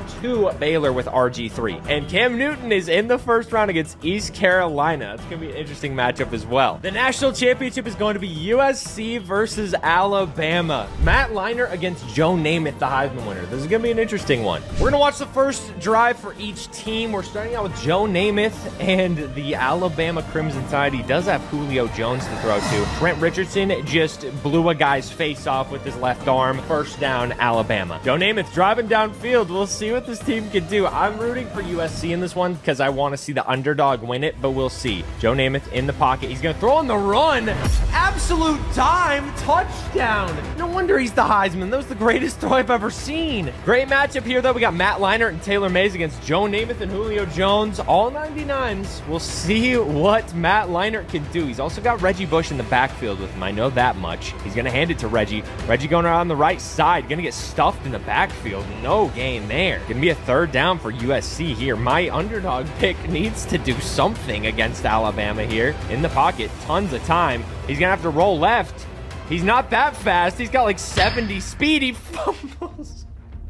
4th and 6. Not a great first drive for USC. I can't lie. Yeah, they're going to have to punt it. We'll see how the rest of the game plays out. Alabama has the ball. They end up punting. USC matches them in a score, but now it's turning into an Alabama domination fest. Oh my goodness. Alabama might just be too good. USC is getting a drive in, though. They're down 11 now. They can't stop Alabama on offense, though. This is just turning into a blowout. They might actually bring it back, and it's definitely over, unfortunately. Alabama Alabama wins the national championship. I don't think they won one in the College Football Legends video, but you guys watch that after you're done watching this one and find out. We'll see. USC, unfortunately, with all their great players, loses. Joe Namath and Trent Richardson and Julio Jones are just too freaking much. They're just too good, unfortunately. Alabama, congrats on your championship. Let's look at the draft results before we go into our next season. Taylor Mays gets drafted. I want to see if Cam Newton left. He hasn't left yet. RG3 got drafted in the first round, so his college football season is done. Joe Licata got drafted in the first round. We're going to have a lot of guys drafted in the first round for QBs because there's just so many good ones. No Cincinnati, nobody from here. There's a lot of QBs that haven't left yet, though, because obviously a ton of them did start out as freshmen. I think Joe Burrow left, and that's why he wasn't on there anymore. Tyler Cherry, their backup QB, left for the Hoosiers, so I'm not worried about that. But Roger Staubach left the Navy midshipman. They went 3-9, so it's probably a good choice for him to leave. Andrew Luck left for the NFL draft, so he's off of Stanford now. He didn't have a great college career in this, but he goes in the first round regardless. Jordan Palmer leaves UTEP. He gets drafted in the second round at 99 overall. Brandon Doughty gets drafted from the Western Michigan Broncos. And that's all the players that have left. So we'll see if anybody leaves in the transfer portal. It's going to be interesting to see. I have no clue what's going to happen. Going into our final season, though, this is going to be a very interesting one because a ton of players are going to be transferring, I'm sure, and that's going to change the entire college football landscape. I want to see if anybody changed teams. Jared Lorenzen went to Kentucky. Okay, Brett Favre's still with them. Tebow's still on the Gators. Kaepernick is still on his team. Namath, Leinart, Watson, Stoney Case is still there. It looks like there's actually not many transfers, honestly. Also, I need to mention I did add Julian Edelman as the legend QB for Kent State. He's not the best QB in their history, but I thought it would be funny to have him as their #1 QB because he's just itty bitty. And yeah, it is Mahomes' senior year though, and I believe it's also Cam Newton's senior year. So we're gonna look at everybody's stats at the end of the season and see who the college football GOAT QB is. As of right now, it's probably Cam Newton. I mean, he has the Heisman. He has just about everything. And the team we're going with for this season to either win a Heisman or win the Natty is going to be the Texas A&M Aggies because I want to see Johnny Football win a Heisman and I want to see him win the Natty. Final season, let's make it a good one. And our first game of the season is against the Cardinals and Lamar Jackson. This should be a fun one. All right, Johnny Manziel, one of the greatest college football QBs of all time. Let's see how this man plays in college football 25. We're going to roll around just like he always did. We're going to try and hit someone just chilling outside of the pocket. We get a first down right there to number 12, and he almost broke every tackle for a huge gain. I think we're going to get holding on our offense, though. Pass interference offense. That really sucks. How does a center get pass interference? I don't even want to know. All right, Johnny Manziel, let's work your magic once again, buddy. He's going to have a man wide open downfield. I mean, that's the most Johnny Manziel throw you could ever make, except for it's not Mike Evans jumping over 6 dudes for the touchdown. Huge touchdown for the Aggies there. Johnny Manziel and the Aggies are just doing really well so far against Louisville. I mean, Lamar Jackson hasn't done a single thing yet. Oh, my goodness, no one's really getting open here. We might have to just lob a prayer up. I mean, it's Johnny, so that's kind of what he did, honestly. Get a huge first down, broken tackle. I'll take it. And you guys are probably going to ask the question, and yes, I did make sure that Johnny Manziel didn't bring any coke into the stadium. We need him to be here and play every game this season so we can win the Heisman. That guy might need some coke, though, to come back to life. I can't lie. Johnny, maybe you should go back to your dorm and grab some. Johnny Manziel, run out of the pocket. 99 throw on the run. Touchdown, Johnny Football. Johnny Manziel, we're going to roll left. Oh, no. Okay. He's covered. He's covered. What a nuke! Oh, my goodness. Huge touchdown for Johnny Manziel. Into the end zone. Yeah, we've easily blown out Louisville. Okay, Louisville's actually climbed back into this game now in the fourth quarter. Okay, we win. That was really close. Lamar almost won that for the Cardinals, dude. 41-31. Johnny wins his first game. The Aggies are looking good. Let's get this man a Heisman or Natty. Because as of right now, I have to give away a gift card to one of you guys. So I don't want to give away 2. I'm a broke YouTuber. The Heisman watch for this season, though, is going to be Tim Tebow, Roethlisberger, Dwayne Brown, Colin Kaepernick, and PJ Walker is #1. No Cam on here, which is kind of shocking, but it is what it is, dude. I don't know. Cam Newton has won everything. Does he need another Heisman? Probably not, but I'd like to see it happen. And on the season, Johnny Manziel would throw for 2,892 yards and 23 touchdowns to go along with 424 rushing yards and another rushing touchdown. Nowhere near the top of the QBs this season, in which our top 5 QBs were Joe Namath with 3,850 yards and 46 touchdowns, Ryan Mallett with 4,008 yards and 57 47 touchdowns. Mariota with 47 touchdowns on 4,127 passing yards. Ken Dorsey with 4,151 passing yards and 46 touchdowns. And Colt Brennan with 4,281 yards and 30 touchdowns. The Heisman list this year would be Joe Namath for Alabama at number 5, Peyton Manning at number 4 for Tennessee, Ryan Mallett at number 3 for Arkansas, Braxton Miller at number 2 for Ohio State, and Marcus Mariota at number 1 for Oregon. And at this rate, if Oregon wins another national championship, Marcus Mariota might go down as the GOAT college football QB for the simulation, because he's already won one and now he has a Heisman. He's going off. Braxton Miller was the All-American first team. Second team was Peyton Manning, and third team was Trevor Kahn for Kansas. Not a player for our simulation, obviously. The ACC first team was Ken Dorsey with Lamar Jackson at number 2. The American first team was Scott Hall, and second team was Brady White. Big 12 was Patrick Mahomes, followed by Sammy Baugh. Big 10 was Braxton Miller, followed by Antoine Randall. CUSA was Terry Bradshaw, followed by Zarek Cooper. FBS was Joe Montana and Liam Cohen. The MAC All-American was Nate Davis with Chuck Ely behind him. MWC was Josh Allen again with Colt Brennan behind him. Pac-12 was Terry Baker and Ryan Leaf at second team. The SEC was Peyton Manning with Ryan Mallett at second team. And Sunbelt was Armonte Edwards with Brett Favre right behind him. Great seasons for a lot of college football legends, but we obviously didn't have the Heisman winner this season, so that's sickening. And the Aggies missed the playoffs, so I have to give away a second gift card. But we have some more interesting matchups where in the first round we have Miami against Georgia with Matt Stafford. We have Joe Namath and Patrick Mahomes going against each other. We have Michael Vick, and then of course we have Nebraska against Syracuse with Donovan McNabb. Our bye weeks are Tulane, Oregon, Arkansas, and TCU. Can we see Sammy Baugh win a national championship? I think that would be cool. The Aggies went 7-5 though, so any team I touch just fails, except for Auburn, obviously. Actually, they lost the national championship. Yeah, I'm cursed, 100%. Please comment down below if I'm cursed. I might be. And just pray I don't pick your team in the next video, because they're gonna lose because of me. The national championship is gonna be Oregon versus the Arkansas Razorbacks, though. It is Ryan Mallett against Marcus Mariota for the Natty. If Marcus Mariota wins this, he might go down as the college football QB GOAT for this video. After we're done with the national championship, though, we're gonna look at the stats and see who led in every category and see who the GOAT was. Also, Oregon is 15-0. If they win this, they're 16-0, which I think is the first team ever to do that, I want to say. But if you guys want to see me do a video where I rebuild a 0 overall team into a 16 or 17-0 team, be sure to comment down below and I'll get that done for you guys. I may have already recorded it. I am grinding on this channel right now. None of that matters, though, because we got the Natty. And I'm going with Oregon for this one. I'm not picking the underdog ever again. They get creamed every time. Arkansas gets the ball first. Ryan Mallett, rest in peace to him, is going to be leading Arkansas down the field on the first drive of the game. He's going to take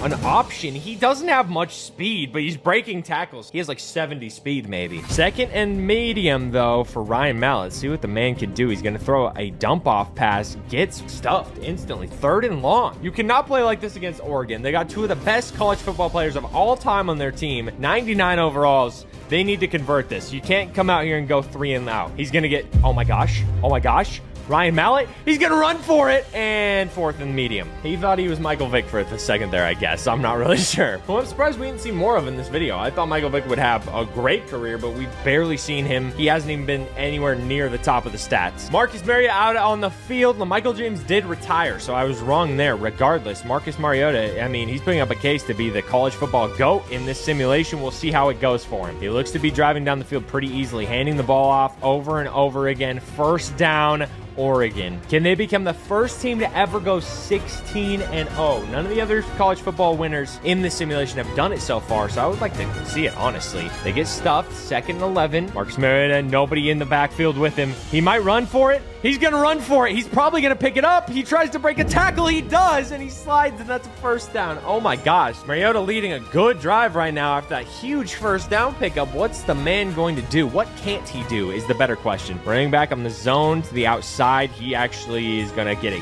huge gain. Almost inside the red zone. 1 yard here, and they're going to be in the red zone. Get Scott Hansen. We're about to see a touchdown. I guarantee it. Never mind. First down, though, inside the 15-yard line. Mariota getting a pretty boring drive right here, but there's been a couple of exciting plays. I want to see a really nice touchdown run for him here, though. He's going to hand it off. inside zone, broken tackle, touchdown for Oregon. They take the lead in the Natty. Through the uprights, 7-0, a 2-minute drive, 71 yards. I want a great ending for this game. Our ending of our college football legends video was insane. One of the best games we've seen in one of these. Arkansas is actually up right now. Did I curse Oregon? Did I actually curse Oregon? They're down 10 right now. They score. We might have to watch the end of this one. It's very back and forth right now. They're up 11. They're up 5. They're up 8. Tie game. Up 7. What's going to happen? We have to watch. We're going to slow it down here. Marcus Mariota has the ball. 3rd and 6. If they get the stop here, Arkansas is going to have a chance to tie up the national championship. I want to see it happen. Rolling out of the pocket. He's going to get sacked. Arkansas is going to get the ball back with a minute left. Oh my gosh.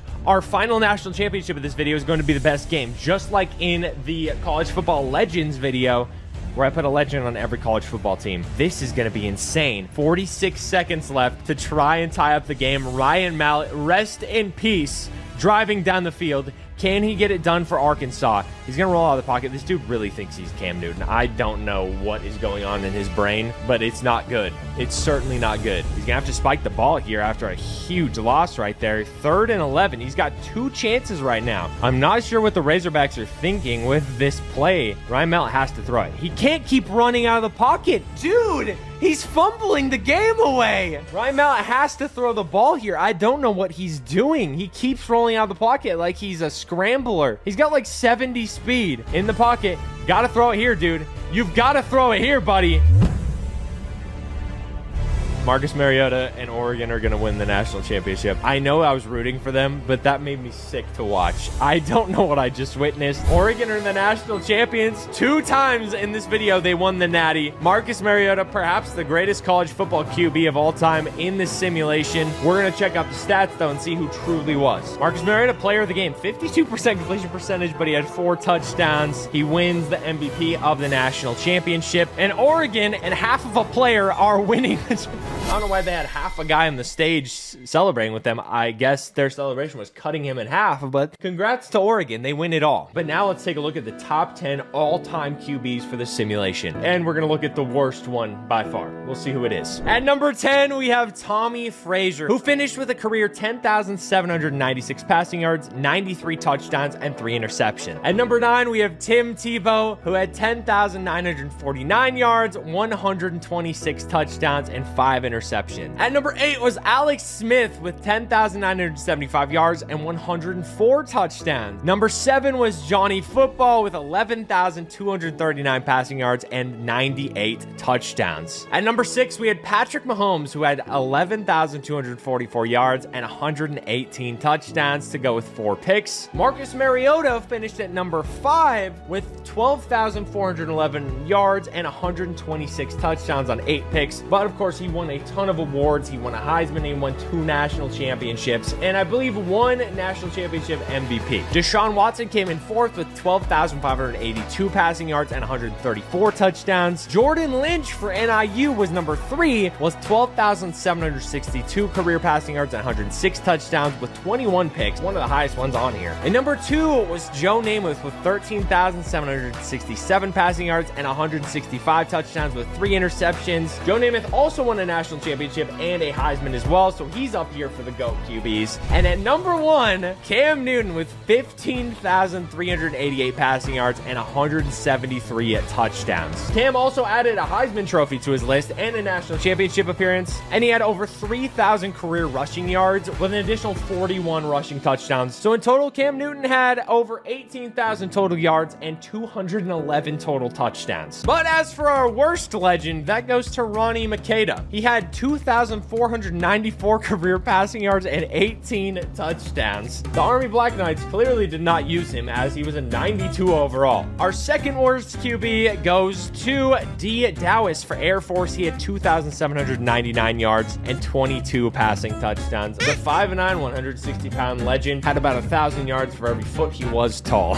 Who's the GOAT, though? Is it Cam Newton for having all the stats, or was it Marcus Mariota for winning the national championships? You guys tell me down below in the comment section. And now we're giving every team their best wide receiver ever. I'm putting every single college football team's best wide receiver of all time back on the team in their prime so we can see who the greatest college football wide receiver of all time truly is. This means LSU is going to have Jamar Chase, Marshall is going to have Randy Moss, Georgia Tech is going to have Megatron, Ohio State gets Chris Carter, Pittsburgh gets Larry Fitzgerald, Clemson gets Sammy Watkins and DeAndre Hopkins, Michael Crabtree's back at Texas Tech, Fred Biletnikoff is going to be on FSU again, Tavon Austin is going to be dominating again, and of course we have the all-time college football leader in receiving yards, Corey Davis back in college, and we have all 4 Heisman Trophy winners in Johnny Rodgers from Nebraska, Tim Brown from Notre Dame, Desmond Howard from Michigan, and the most recent one, Devonta Smith at Alabama. That's not all though, because obviously we have over 100 wide receivers I have individually put into the game, so I'm going to scroll through them right now. I'm sure I missed saying some that are very obvious, but rest assured everybody is in here. One person that people asked for a ton was AJ Green on Georgia, so I made sure to do that. We've of course got Roy Williams on the Longhorns, we've got Justin Blackmon at OSU, we got Percy Harvin at Florida, we've got guys like Denario Alexander, Mike Williams, Ted Ginn Jr., Irving Fryer, Tyler Lockett, Justin Hardy, Justin Jefferson, Michael Floyd, Mike Huss, Charles Rogers, Golden Tate, Laquan Treadwell, Andre Johnson, Troy Edwards, Trevor Inslee. I spent about 8 hours putting the best wide receiver on every single college football team, gentlemen. And let's see who the GOAT wide receiver in college football history truly is. I'm going to be simulating through 3 seasons so we can see who the GOAT ends up being. So put in your predictions in the comment section right now. I want to know who we all think it's going to be. And before each season, I'm going to go ahead and predict who I think is going to be the Fred Biletnikoff for the best wide receiver in the nation. So I'm picking the LSU Tigers to have one of the best wide receivers in the nation. Now, I gave LSU a little extra love because I am an LSU fan, as you can see by the hat, because they have Justin Jefferson, Odell Beckham Jr., and Jamar Chase on the squad. So I 100% think one of these guys is going to be the Fred Biletnikoff Award winner. Now, LSU also has Joe Burrow at QB because this is a part of my series where I'm putting the best players at every position in college football history back on their teams. The last one was QBs, so we're going to have some stacked QBs in this video as well. So once you're done watching this one, be sure to check that one out. It's an absolute monster of a video. And the next one I'm going to do is running backs and tight ends, I believe. So be sure to comment a running back or a tight end that you want back in college football, and I'm going to be putting all of them back on their teams as well. If you guys enjoyed this series so far, be sure to subscribe though if you enjoy the channel. Watch to the end of the video and then subscribe if you're not sure. I would appreciate that a ton, and hit the like button. 2,000 likes and I will do a running backs and tight ends video next.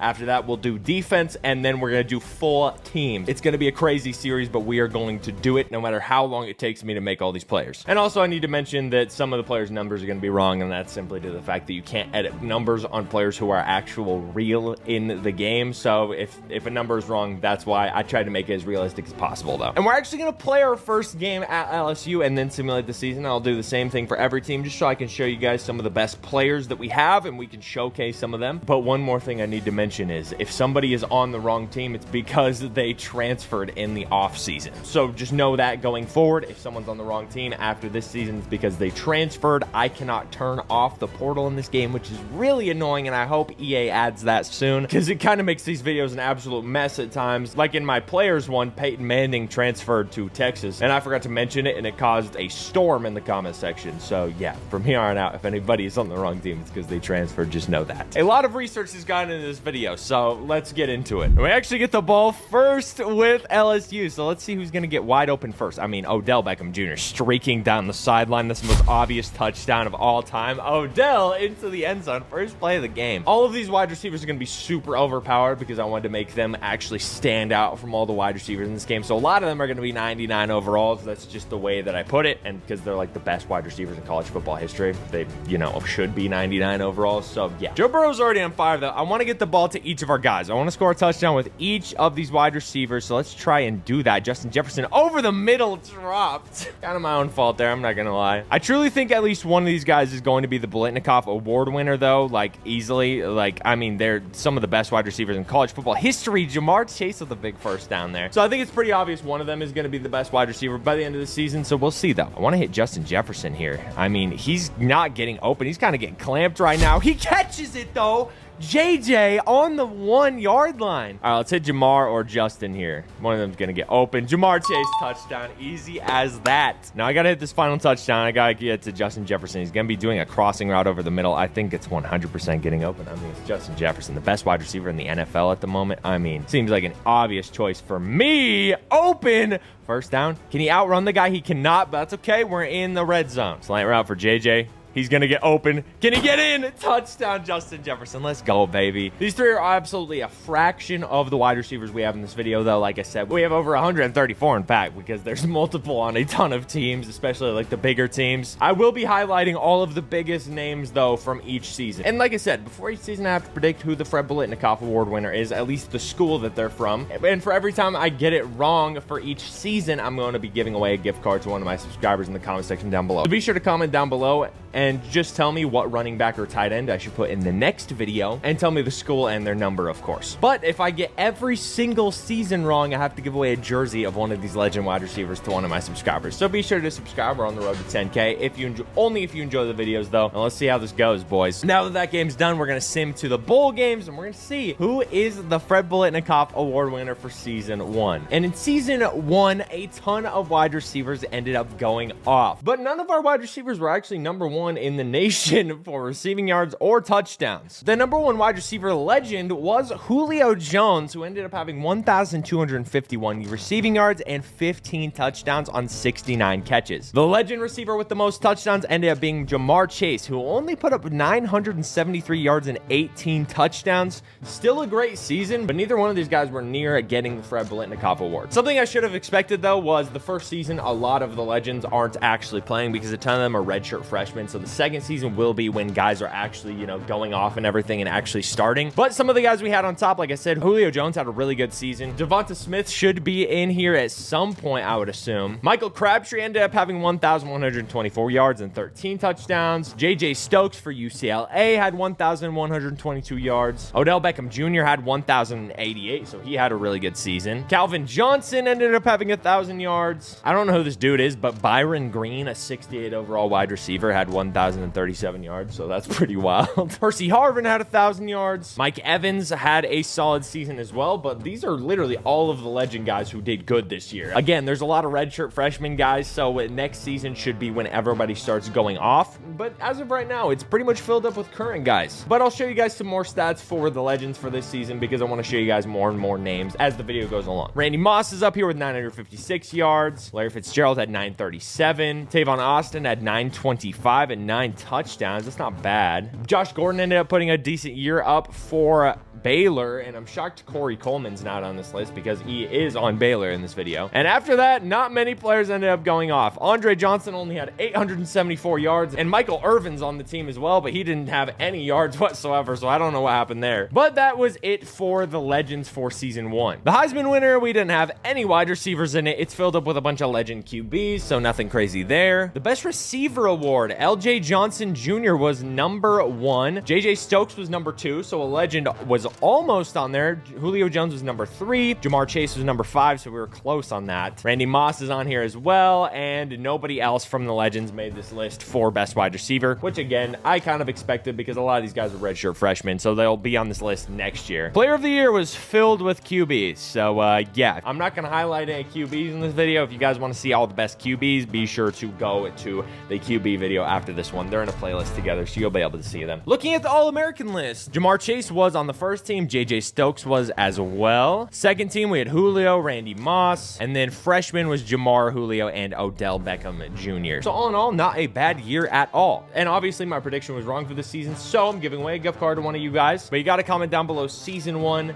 equals no fun. That's what you got to say, okay? And I'll pick one of you guys that says that down below in the comment section. And again, be subscribed, hit the like button, all that good stuff. 2,000 likes. I'm doing this with running backs and tight ends. The playoff bracket, though, has some interesting teams. We got Louisville with with a bye week going up against Baylor, which has, of course, Josh Gordon and Corey Coleman. Ohio State, which has some great receivers on it. Chris Carter is one of them. And then Florida, which has Percy Harvin and Tim Tebow. So that team is going to be absolutely nuts. We do have North Carolina against Texas Tech, though. Texas Tech has Patrick Mahomes and Michael Crabtree, of course, one of the best wide receivers of all time in college football history. And then we got a ton of other great wide receivers on all of these college football teams. But who's going to win the national championship? Let's see if our LSU Tigers can do it for season 1. LSU starts with the ball. They're going to score first against UAB, who I'm shocked actually is number 12 team in the nation. LSU is kind of blowing them out right now. I think this game is going to be pretty much very much over. And yeah, I mean, we've scored over 30 points on them. We're winning by almost 40 at this point. This game is done. And then the following week, it's LSU in the Fiesta Bowl against Percy Harvin and the Gators. This is going to be a good one. I'm kind of expecting hopefully a good game here from both these teams. They're punting a lot right now. I want to see some touchdowns. We got a tie game right now, 14-7, 14-10, 21-17. We might have to end up watching this. LSU might actually lose right here. This is going to be a crazy ending, boys. Yeah, we got to watch the end. 5 minutes left in the game. We got Joe Burrow, Justin Jefferson, Jamar Chase, Odell Beckham Jr. Obviously, we're highlighting the wide receivers in this one. Joe Burrow gets sacked, though. That's not good. Again, though, I will be doing a full best teams ever video, so be sure to stick around, boys. We have a lot of crazy players coming up in the series.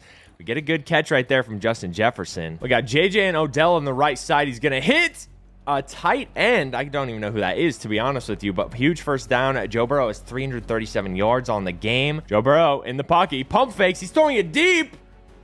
Odell Beckham Jr. with the touchdown. That's going to seal the game away. Oh my goodness. LSU wins 49-30 with that huge Odell touchdown to seal the game away there at the end. Justin Jefferson, SEC Offensive Player of the Week. Love to see it. 4 touchdowns is crazy. And Odell and the boys are going to be taking on Michael Crabtree and Texas Tech with the chance to go to the national championship. This is going to be a crazy game. All right, let's see how this goes. I want to see if we have a close game here. Texas Tech is already up on the board. LSU has a chance to answer, but Texas Tech is just going to keep scoring. 10-6 the end of the first half right here. LSU finally takes the lead. Texas Tech takes the lead back. We're going to have another crazy ending, aren't we? We're going to have to start watching here in a second. We got to watch right here. Michael Crabtree and Mahomes have the ball with 2 minutes left. 3rd and inches right here. If they don't get this, they're going to have to take their field goal, but they have a really good team, and they're going to get the first down very easily. Mahomes with only 160 yards, 2 touchdowns. Kind of shocking. He's throwing to one of the best wide receivers in college football history in Michael Crabtree, so you think he would be doing better than that. Mahomes, after the 2-minute warning, throws a first down strike, and they're in the red zone just like that. It's very hard to count out Mahomes. Obviously, this is every player in their prime, so this is prime Mahomes, prime Michael Crabtree going against the LSU defense. This is going to be tough. They're running the clock down a little bit. Mahomes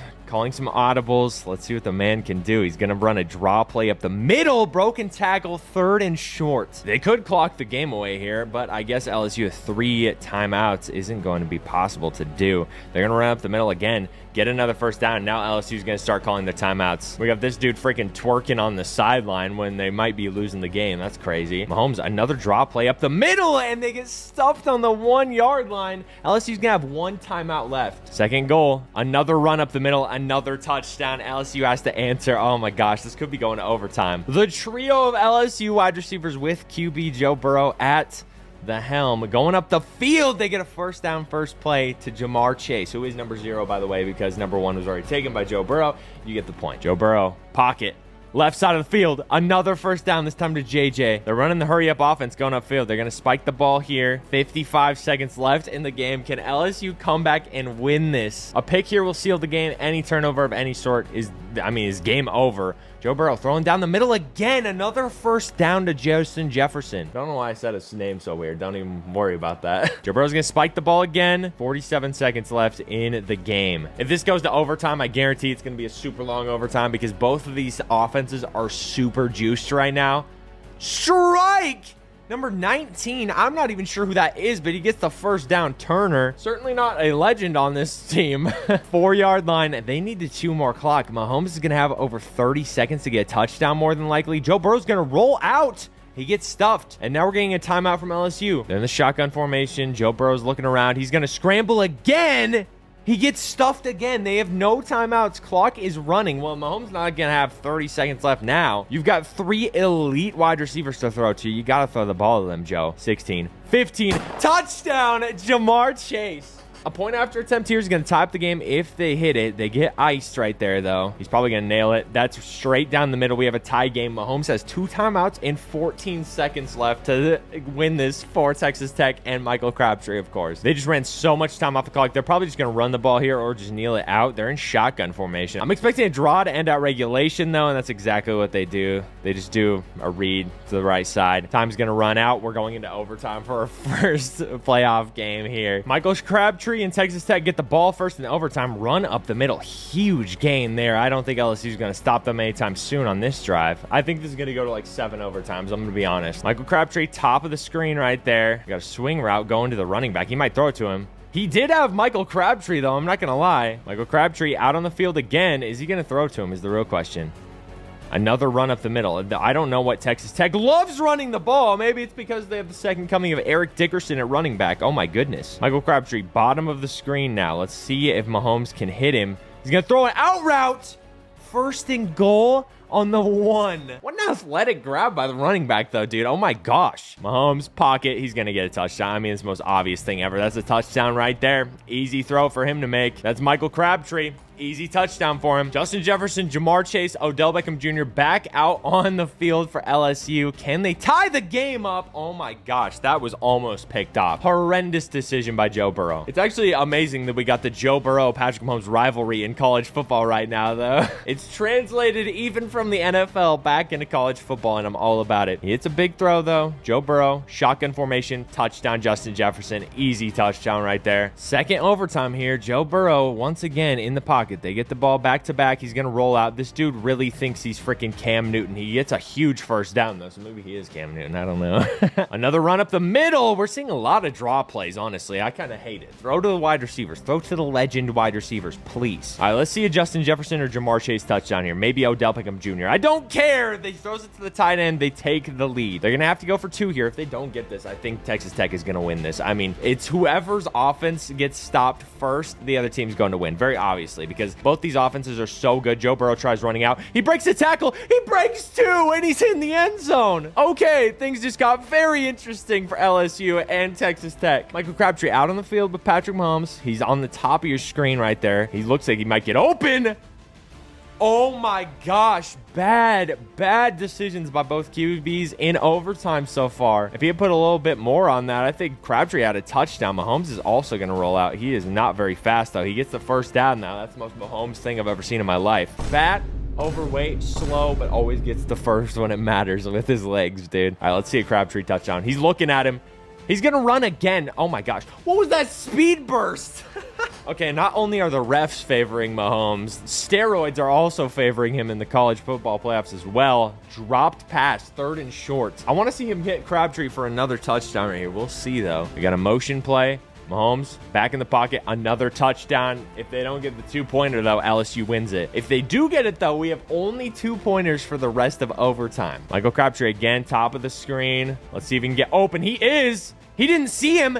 He gets tackled. That's game. LSU wins it. They're in the national championship. I think the main thing that killed both of those teams there was the QBs running the ball so freaking much, because that was ridiculous. LSU is taking on Oregon in the national championship. We'll see how this goes. Let's see how this game goes. I kind of wanted LSU to blow out Oregon or Oregon to blow them out, and that's very much happening right now. LSU literally can't do any. Are they really going to lose like this in the national championship? They're coming back a little bit, though. No, they're not. It's probably over. It's probably over. Oregon is freaking overpowered. They win the natty. I'm sick, dude. My own team fails me after that insane game against Michael Crabtree at Texas Tech. Well, they walk off the field a bunch of losers. Joe Burrow's throwing up. Justin Jefferson has diarrhea on the field. Ja'Marr Chase is puking on to Odell Beckham Jr. Odell's sliding around in the diarrhea because, well, he likes poop, apparently. I can say that this far in the video because some people aren't paying attention. LSU loses. I'm sick.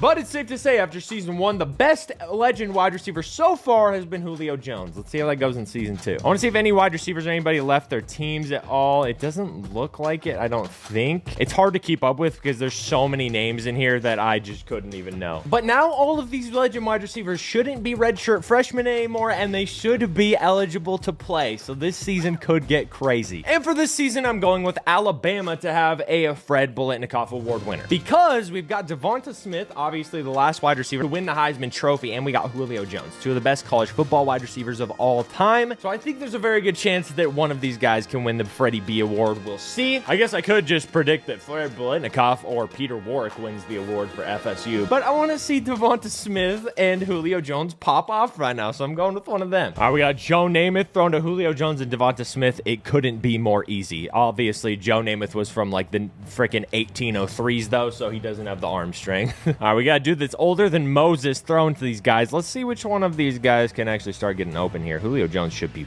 wide open, and he is. Obviously, one of the most physically gifted wide receivers of all time, so it's going to be tough to stop Julio. And then, of course, Devonta Smith, one of the best just wide receivers in college football history. He's incredible. And Julio doesn't have his correct number here, I got to say, because once again, you can't get the numbers on all of these guys because so many players already have the numbers, and you can't change numbers of real players. So I had to do what I could do best. Julio's going to be number 11 for his number in the NFL. Mr. Devonta Smith, he might get open. Joe Namath gets smoked. Oh my goodness, bro. Devonta, wide open. Oh my gosh, I thought he wasn't going to get that. Devonta Smith's going to go into the end zone on an easy streak right there. Let's celebrate a little bit, and let's take that W. And in an unbelievable season with one of the greatest wide receiver performances of all time, the legends were finally starting to come through and lead the nation in all stats for receivers. The number 1 receiver this season was Ja'Marr Chase, a season too late for me, who had 86 receptions for 1,963 yards and 26 touchdowns. Number 2, though, was AJ Green, who transferred to Ole Miss, and he had 1,961 yards and 19 touchdowns. Some other guys that had some great years were Marcus Harris for Wyoming. He had 1,314 yards and 12 touchdowns. Michael Crabtree put up 1,300 yards and 13 touchdowns. Michael Floyd had a great year for Notre Dame. Irving Fryer for Nebraska had a really good year as well. Jerry Rice for Mississippi State, and I should point out here, his actual college is not in the game, so I just put him on Mississippi State. It's Jerry Rice, so I had to put him in the video. Tyler Lockett for Kent State had a really good year as well. That 68 overall receiver is just putting up numbers. He's going to be a first-round draft pick at this point at 68 overall. It's insane. Ted Ginn Jr. for Ohio State had a really good year. He put up 1,100 yards on 48 catches. That's crazy. Larry Fitzgerald had a good year as well. Brandon Cooks had a really good year, 1,079 yards and 10 touchdowns. Mike Williams for USC had a good year. Laquan Treadwell for Ole Miss as well, which makes me wonder where A.J. Brown and DK Metcalf are. They have to at least be up here somewhere. Desmond Howard had a solid year, 1,035 yards, 10 touchdowns. Nothing too crazy. Megatron had 1,000 yards. Devonta Smith had 1,000 yards. Andre Johnson once again leading Miami, but where in the heck is Michael Irvin, obviously? John Jefferson had a solid year, 56 receptions, 962 yards. Jabbar Gaffney only had 949 yards. DeAndre Hopkins led Clemson with 933 yards, 7 touchdowns. Dez Bryant had put up 892. Justin Hardy put up 890. Michael Irvin finally on the board with 882 yards. Thank goodness, dude. I need him to actually have some yards. CeeDee Lamb put up 881. Josh Gordon put up another decent season as well. We had Golden Tate for Notre Dame with 60 receptions, 848 yards. Ryan Broyles ended up putting him 815 for OU. And Charles Rogers ended up putting 806 on the board with 9 touchdowns. The worst performing wide receiver for the Legends, though, was Denario Alexander. He only put up 695 yards and 5 touchdowns. Ja'Marr Chase was in number 2 for the Heisman, so that's the closest we've gotten to a wide receiver getting it. Best receiver award, Ja'Marr Chase, AJ Green, Marcus Harris, Devonta Smith is up here, Jerry Rice, Julio Jones. We had a lot of legend wide receivers up for the number 1 wide receiver award, but of course, Ja'Marr Chase and AJ Green had phenomenal years. So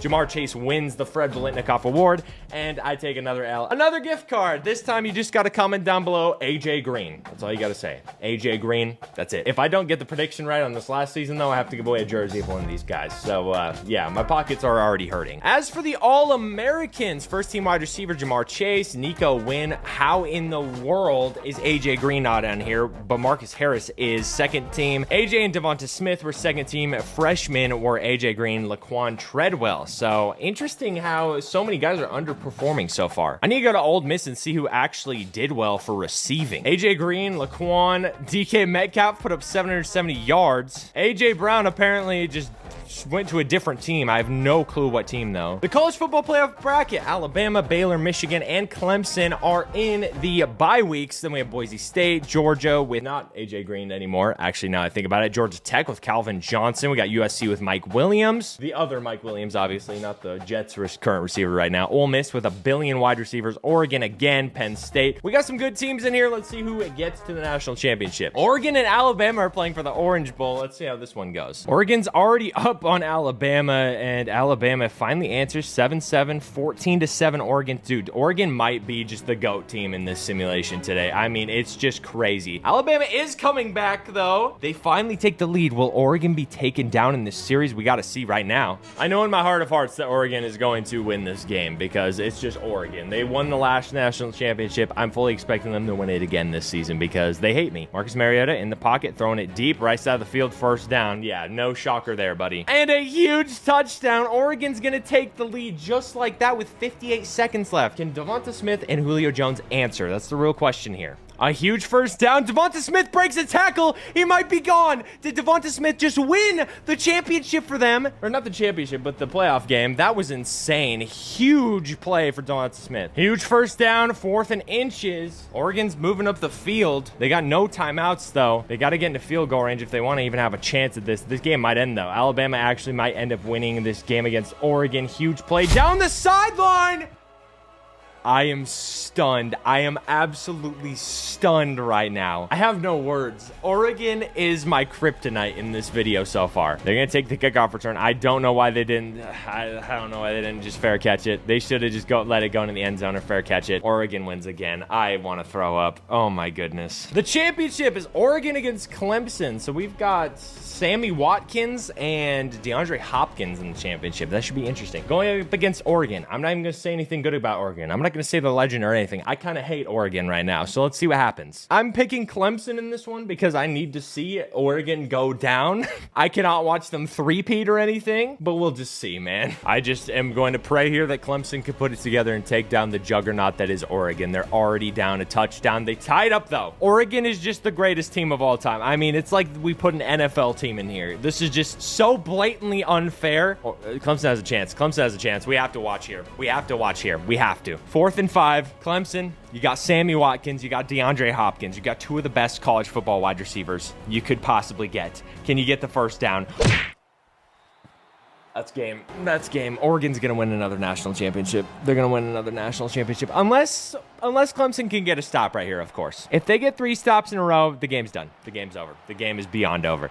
The game is beyond over. The game is beyond over. I am Oregon's #1 hater right now. I'm not gonna lie.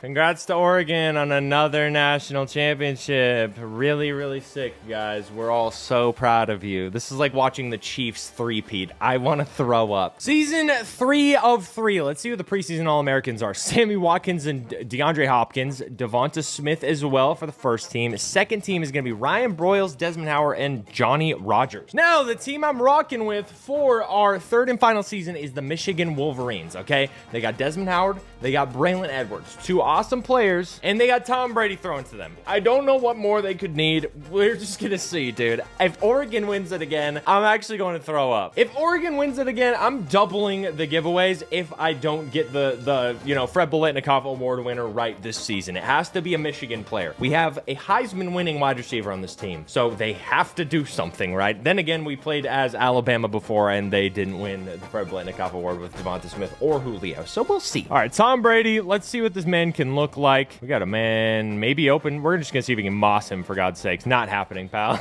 Now, obviously, people were very annoyed with me putting Tom Brady as the best Michigan QB of all time. Is he the best Michigan QB? Obviously not, but I wanted to see prime Tom Brady in this series. Like, obviously, he's the GOAT football player, so I think it was only fair that we try and see how good he is in college football in his prime. There's other Michigan QBs who have been better, obviously, but I want to see Brady. He's my favorite player of all time. He's a lot of people's favorite player of all time, and of course, he's the GOAT, so I think it made perfect sense to at least see what he could do, as he's 0 for 3 right now in this game. Desmond Howard, you got to get open at some point, Bubba. There we go. Finally, dude. Oh, my goodness. Can he break away, though? He almost breaks the tackle. Finally gets a catch for him, dude. I want to see him beat some man coverage for, like, a deep streak touchdowns. All I want to see. That's it. That's it. That's it. That's got to be it. That's got to be it. Oh, so close. I don't know why it's so hard for me to play with these guys, honestly. Maybe it's the football gods cursing me for using Tom Brady. I'm not really sure. Or maybe it's the Oregon football gods. It has to be at least one of those, right?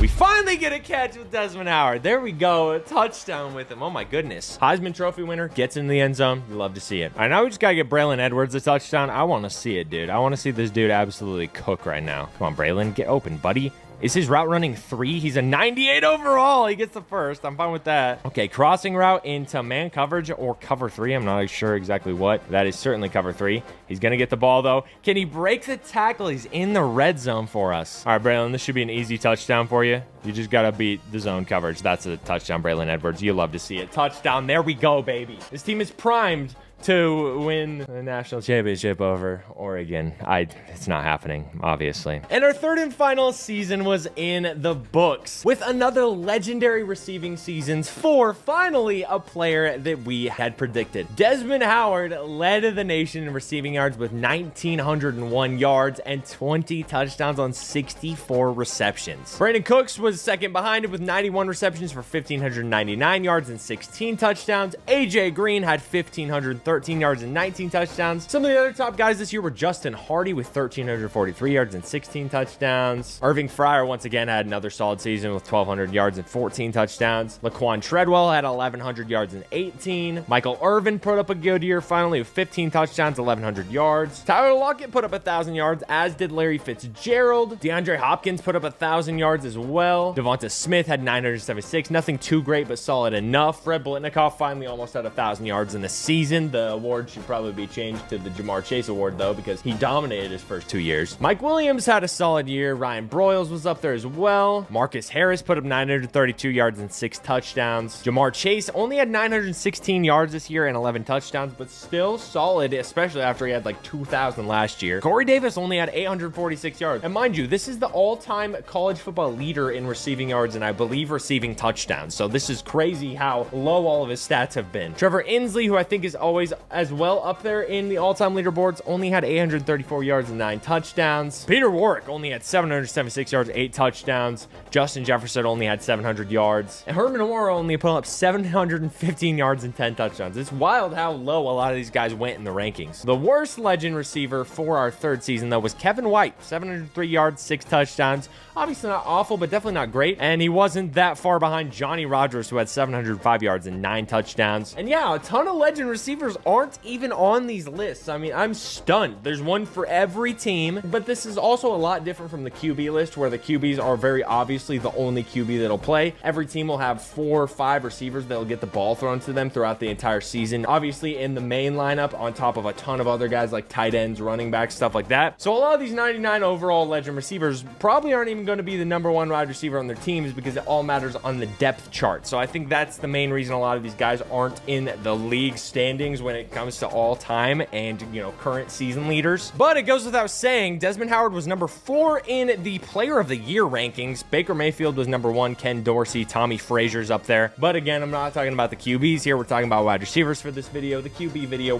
is done, and you can watch it after this one. #1 wide receiver is Desmond Howard. We also had Brandon Cooks, AJ Green for Ole Miss. For some reason, he's staying there, I guess, his whole career. Justin Hardy, Larry Fitzgerald, Laquan. Ole Miss is just stacked with wide receivers. I mean, it's insane, especially after AJ Green transferred there. Desmond Howard was also 4th in the Heisman Trophy voting. I think that's 2nd highest so far for a wide receiver in this, because I think Jamar Chase was #2 last season, if I remember correctly. The All-American list, we had Justin Hardy and Desmond Howard for first team for national. Second team was Brandon Cooks and AJ Green. And then obviously the freshmen are new guys, so that doesn't matter at all. And yeah, a lot of the wide receivers have really underperformed so far. It's going to be really close to see who like the best ones were. We'll look at the final stats though after the playoffs. The playoffs right now have Miami, Michigan, Oklahoma, Kansas State. Oh my goodness, Oregon is not in it. Let's see how this pans out. Thank goodness. It's a freaking miracle, dude. Nebraska versus Michigan. We got some great receiver matchups here. Let's see how this goes. Michigan is 13-0, though. They are number 1 in the nation, so we'll see. All right, let's see Michigan versus Nebraska. Michigan gets the ball second. They are up already, though. They have some great receivers. They have a 98 overall and a 99 overall. They have the Fred Biletnikoff Award winner. They got Tom Brady. They're going to be up 17-10 here. Very back and forth game so far. Nebraska is not pulling into it, though, and Michigan wins 24-13. Tommy Frazier and Charlie Rogers, I believe it was on Nebraska. Forgive me, I put so many wide receivers in here. I cannot remember. Michigan's now 14-0 on the season. Miami versus Michigan. We got Andre Johnson and Michael Irvin against Desmond Howard and Braylon Edwards. That is going to be crazy. All right, Michigan versus Miami. We've got a juggernaut matchup of wide receivers right now, and Michigan is just pouring it on. I mean, this is a blowout of epic proportions here. 42-10. I mean, I was not expecting this at all. I actually thought Miami was going to win this. I'll be honest with you guys, but Michigan's in a national championship. Freaking Oregon, thank God. They probably got promoted to the NFL or just the Hall of Fame all decades NFL team. For the love of God, they were overpowered for some reason. And we're taking on Virginia. That's going to be interesting. They got Herman Moore and Sean Moore at QB and wide receiver. So this is going to be very interesting to see how this goes. National championship. Michigan is going to start out 7-0. It's 7-7. Virginia takes the lead. Are we going to have a crazy change of pace game here where it's not a blowout finally? Virginia up 24-21. Virginia up 31, 38, 35. Okay, we got to see the end here. Michigan with the ball. Tom Brady, Braylon Edwards, Desmond Howard. Let's see what these guys can do. Shotgun formation. Brady in the pocket. Throwing left side of the field. Hits Desmond Howard. And the Fred Biletnikoff Award winner takes them onto the 1-yard line. Should be an easy touchdown here. I feel like they're probably going to hand the ball up the middle. They got their tight end in motion, though. 100% a run up the middle. That's a touchdown. They're going to take the lead with 3 minutes left. Virginia with Herman Moore getting the ball back. We'll see how this goes, man. In the pocket. Who's he going to throw it to? Hits his tight end, or no, running back for a big first down there. Sean Moore with the first. Got a player in motion. Sean Moore throws the ball up to him. Little touch pass right there. Got a 4th and 1 for Virginia. 2 minutes left in the game. 2-minute warning is coming up. Are they going to snap it before it hits, though? They are. They got to get this or the game's over. They throw a short pass. It's broken up. Michigan is going to win the national championship with 1 first down. Brady in the pocket. They got a man in motion. This is the exact same play they ran on the goal line for the touchdown. Gonna get a few yards, broken tackles. Virginia takes the timeout. They got the almost Heisman winner on the squad, the former Heisman winner in real life. They get a first down. That's game. That's 100% game. Michigan is going to win the national championship in our 3rd and final season, boys. And just to rub it in, they get another touchdown. Michigan is your national champions for the 3rd and final season. I do not have to give away a jersey, but I do have to give away 2 gift cards. So comment those keywords I said after the 1st and 2nd season. Shout out to Desmond Howard for being the wide receiver that finally gets our prediction correct. But let's take a look at our top legend wide receivers of all time for this video. At number 5, we have Andre Johnson, who finished his career with 154 receptions for 3,134 yards and 32 touchdowns. At number 4, we had Desmond Howard, who had 140 receptions for 3,287 yards and 34 touchdowns. At number 3 was Larry Fitzgerald for Pitt, 147 receptions for 3,302 yards and 39 touchdowns. At number 2 was Ole Miss transfer AJ Green, who had 190 receptions for 3,637 yards and 40 touchdowns. And number 1 by a landslide was Lamar Chase, who had 212 receptions for 4,182 yards and 60 touchdowns. Our most disappointing wide receiver overall was Steve Largent, who only had 68 receptions for 1,252 yards and 11 touchdowns in his career, followed by Johnny Rodgers, who only had 1,300 yards in his career, and Corey Davis, the all-time leader in college football receiving yards, only had 1,695 yards in his career and 15 touchdowns. A far cry from like the 6,000 yards he had in his college football career. So in our resimulation, Ja'Marr Chase becomes the GOAT college football wide receiver out of all the legends. And now we're putting almost 100 Heisman winners back in college.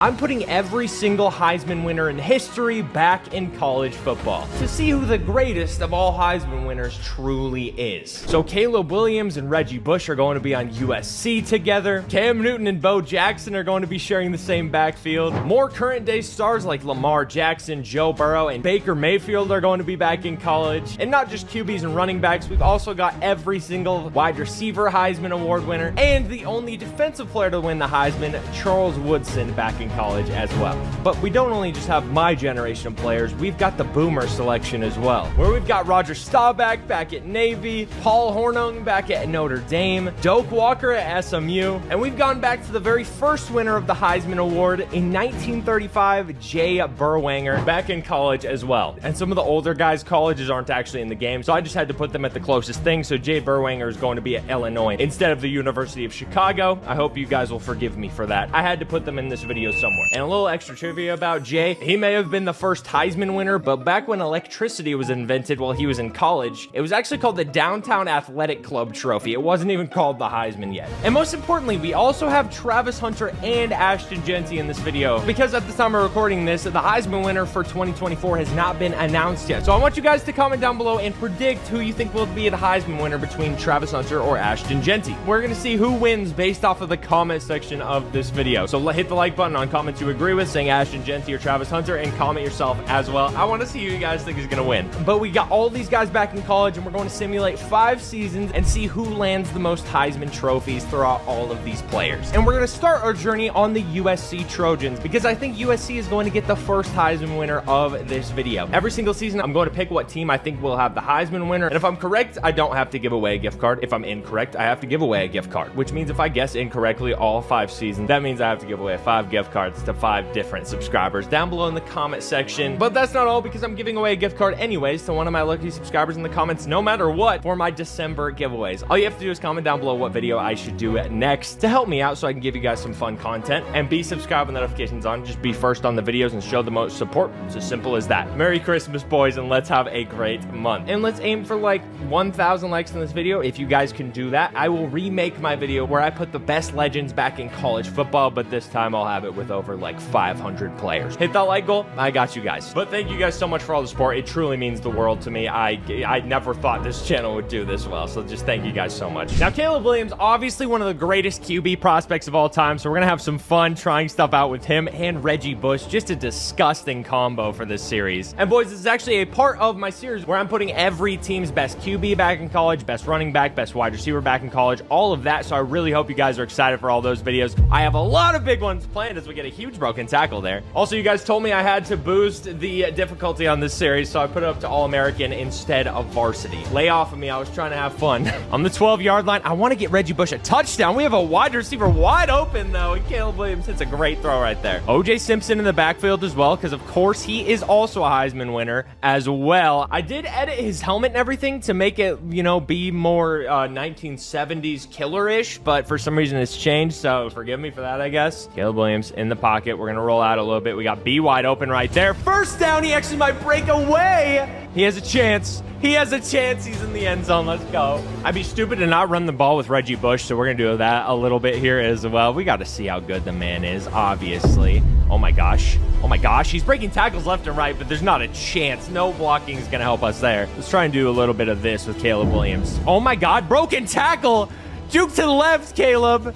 He's breaking tackles all over the place. Let's go, man. Reggie Bush is obviously a great receiving threat. We're going to try and throw it to him. He's open. That's going to be a touchdown for Reggie Bush. Let's go, man. 99 overall Caleb, 99 overall Reggie Bush, 99 overall Criminal Boy. Let's have a great drive, boys. I want to hit a nice deep rollout pass with Caleb Williams. He's obviously known for improvising and stuff. I want to see something crazy out of him. Number 23 is wide open. He might get to the end zone. He doesn't break it, but he's almost in. Let's try and get a nice pass from Caleb to Mr. Reggie Bush. That ain't gonna happen. That ain't gonna happen. We gotta try something here. Man, wide open. Oh, he missed the throw. Mr. Reginald, get in the end zone, pal. Texas route in, touchdown. Let's go, Reggie. USC blows them out 71-23. Just an astronomical amount of points to drop on a college football team's head. Caleb Williams finishes the game with 463 yards and 5 touchdowns. And Reggie Bush put up 104 yards and 4 touchdowns. I mean, this is going to be unstoppable. Kind of insane that OJ Simpson only had 3 rushes for 32 yards, though. I guess they're putting him in a cell for this game. I know, my jokes are awesome. Thank you. They're very killer.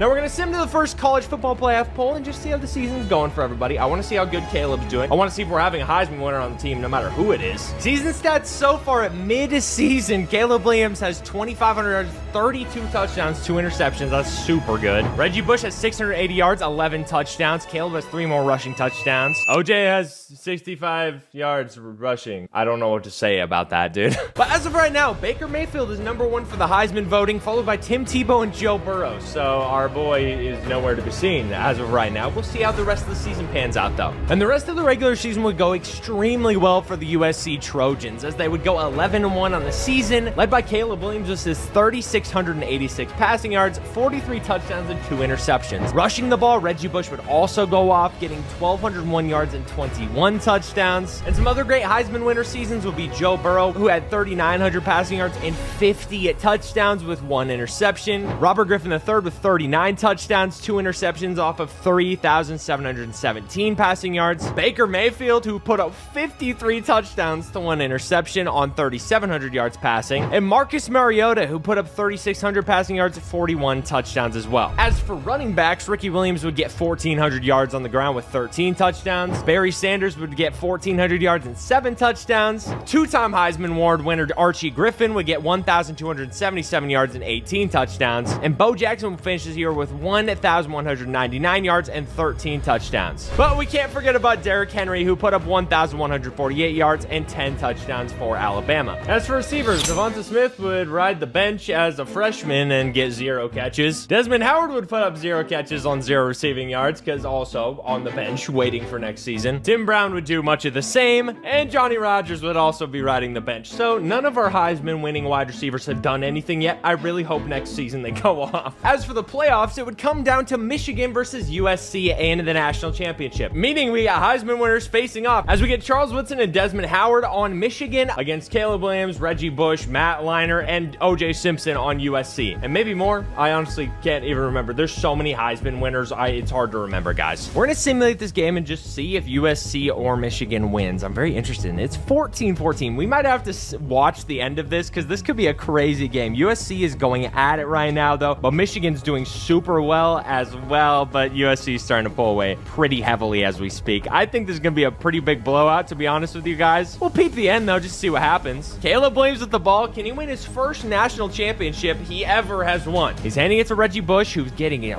wide open. Holy fumbles! And Michigan actually has a chance to win this. Mother of God. Michigan with the ball. Let's see what they can do. They get a first down right there. Holy crap. They could actually come back in this. Now, again, this is part of my Legends series where I'm putting tons of legends back in college football. We're almost up to 500 as we speak right now. I think we just passed maybe 500 or 600 total legends in this series recently. So remember, I will be doing many more of these legend videos in the future. We have tons of them coming up, as Brady misses a pass right there for a first down. But so far, we've done a ton of them, and I'm going to be doing a huge tournament with all the best all-time teams here coming up soon. So don't miss any of those, boys, as we see a first down by Brady right there. Let's see how this goes. They're going to need a lot of points here. They need pretty much 3 touchdowns to win this game with a minute left. It is Brady, so you really never know what could happen. They get a touchdown right there, though. That could be interesting. But if they don't recover the onside kick, this game is over. The onside kick is up, and that's going to be game. USC is winning this one. Amazing national championship, though, for our first one of the season. But again, we're doing 5 of these to see who wins the most Heismans and who the overall best Heisman winner of all time truly is. As of right now, Caleb Williams has 1 national championship. Baker Mayfield has 1 Heisman. And since this is all Heisman winners, we're going to be weighting it slightly differently. So a Heisman win in this video is going to count higher than a national championship win. So if Baker Mayfield ends this series with 3 Heismans and Caleb Williams ends it with 3 national championship wins, we're going to give the Dom Heisman GOAT Award to Baker Mayfield because he won more Heismans. And the next team we're going to run with is Alabama, who of course has a ton of Heisman winners. We've got Bryce Young at quarterback. We got Mark Ingram and Derrick Henry at running back. And then of course we have Devonta Smith at wide receiver. This is going to be crazy. We have 4 guys who could win the Heisman on this team. So we'll see just how good they can be. Now, obviously Alabama's stacked, but I really want to see a running back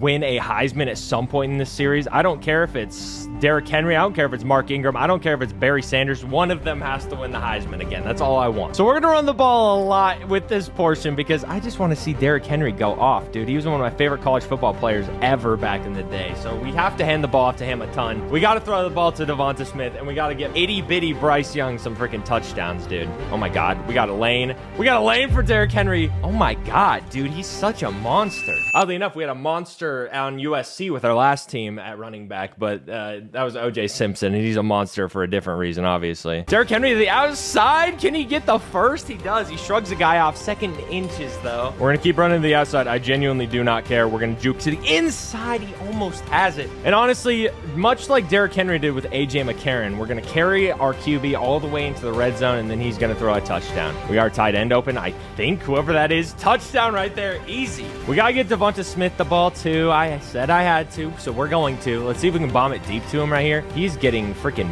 blanketed. We're going to run it with Bryce Young. Don't get hurt, buddy. Devonta Smith in route right there, and we get smoked. The Alabama O-line's not doing me any favors. All right, Bryce Young getting sacked again. That's freaking awesome, dude. All right, we're going to roll out. We got a man wide open right there. Great throw by Bryce Young, and we got a first. Devonta has a billion speed. He's got all the route running on earth. Can we freaking get a touch? Okay, well, we're going to throw a touchdown to him instead. That was freaking disgusting. Julio Jones. Obviously, like I said, this is part of my legend series, so there is a lot of legends on each team, but this is mainly about the Heisman winners. We don't care about any other legends this video. So as far as I'm concerned, Julio Jones is dead on this team. Oh my God. Okay, man wide open. That's Derrick Henry with the first. He just bowled over freaking Devonta Smith. Oh my God. He actually just bulldozed Devonta Smith. That was the saddest thing I've ever seen in my life, dude. Mother of God, Derrick Henry. Dude, at this point, Devonta Smith is not going to win any. He's not even going to get a catch because I keep getting pressured when I try and throw to him. Anytime someone else it just gets wide open. I mean, Derrick Henry has a catch, for God's sakes. Devonta, I need you, brother. That's it. Devonta's cooked. He might be the worst Heisman winner of all time. Obviously, that's a joke, but man, I just can't get the ball to this guy. Dude, they're just guarding him like he's the president. Holy crap.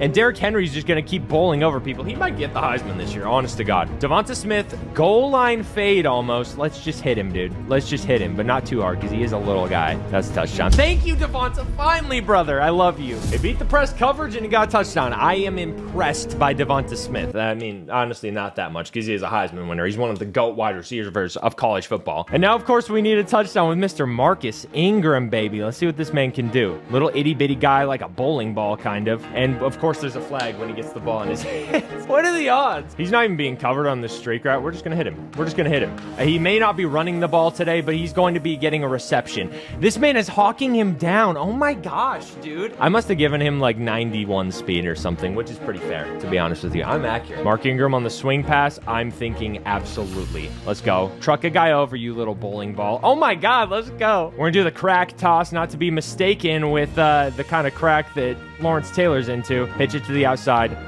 Break a tackle, 1 yard line, and now it's time for Mr. Mark Ingram to get in the end zone. And never mind, it's Derrick Henry. Derrick Henry can have this touchdown, low-key. Let's dive over. Touchdown. Thank you, Derrick Henry. Bryce Young with 5 touchdowns, 431-yard passing. It might be between him and Derrick for the Heisman. And we beat FSU, who obviously has Jameis Winston at QB, another former Heisman winner. Not a bad start for Alabama. We got some great stats going, but let's see how the rest of the season plays out. And remember, if an Alabama player does not win the Heisman here, I have to give away a second gift card because I already have to give away one. Let's see how this goes. The rest of the season will be very solid for Alabama as they finish the regular season with 9 wins and 3 losses, led by, of course, their multiple Heisman Trophy winners. Bryce Young led the pack with 3,396 passing yards, 33 touchdowns, and 4 interceptions. Derrick Henry carried the ball for 926 yards and 15 touchdowns, and Mark Ingram had 769 yards and 5 touchdowns, which kind of brings this meme to life of Mark Ingram staring at Derrick Henry in awe of the absolute aura he has. And Devonta Smith only had 752 yards and 8 touchdowns. Nothing crazy for the former Heisman winner there. There was plenty of other great passing seasons by Heisman winners, though, as Caleb Williams put up 4,438 yards and 63 touchdowns. Tim Tebow put up 4,103 yards and 43 touchdowns. Jameis Winston had 4,015 yards and 45 touchdowns. Baker Mayfield had 59 touchdowns, 3,700 yards and 2 interceptions. And RG3 put up 42 touchdowns, 3,700 yards and and 0 interceptions. As for Heisman leading rushers, Ricky Williams led once again with another 1,500 yards on the ground and 15 touchdowns. Reggie Bush put up 1,308 yards and 9 touchdowns. Barry Sanders put up 1,171 yards and 11 touchdowns. And Rashaan Salam from Colorado put up 1,125 yards and 8 touchdowns as well. But we had some other vintage players put up great seasons, like Herschel Walker with 13 touchdowns on 1,000 yards. John David Crow putting up 1,032 yards and 19 touchdowns. And Cam Newton put up 851 yards and 6 touchdowns on the ground. As for wide receivers, Johnny Rodgers finally got his name on the board with 39 catches for 834 yards and 9 touchdowns. Very solid season for him, especially after his 0-stat season last year. Desmond Howard led Michigan with 892 yards and 12 touchdowns. And Tim Brown only put up 40 catches, 721 yards, and 12 touchdowns. Not a great season for the former Heisman winner. But we can't forget about defense, of course, where Charles Woodson is the only one we need to check on. That is, of course, unless Travis Hunter wins the Heisman, then,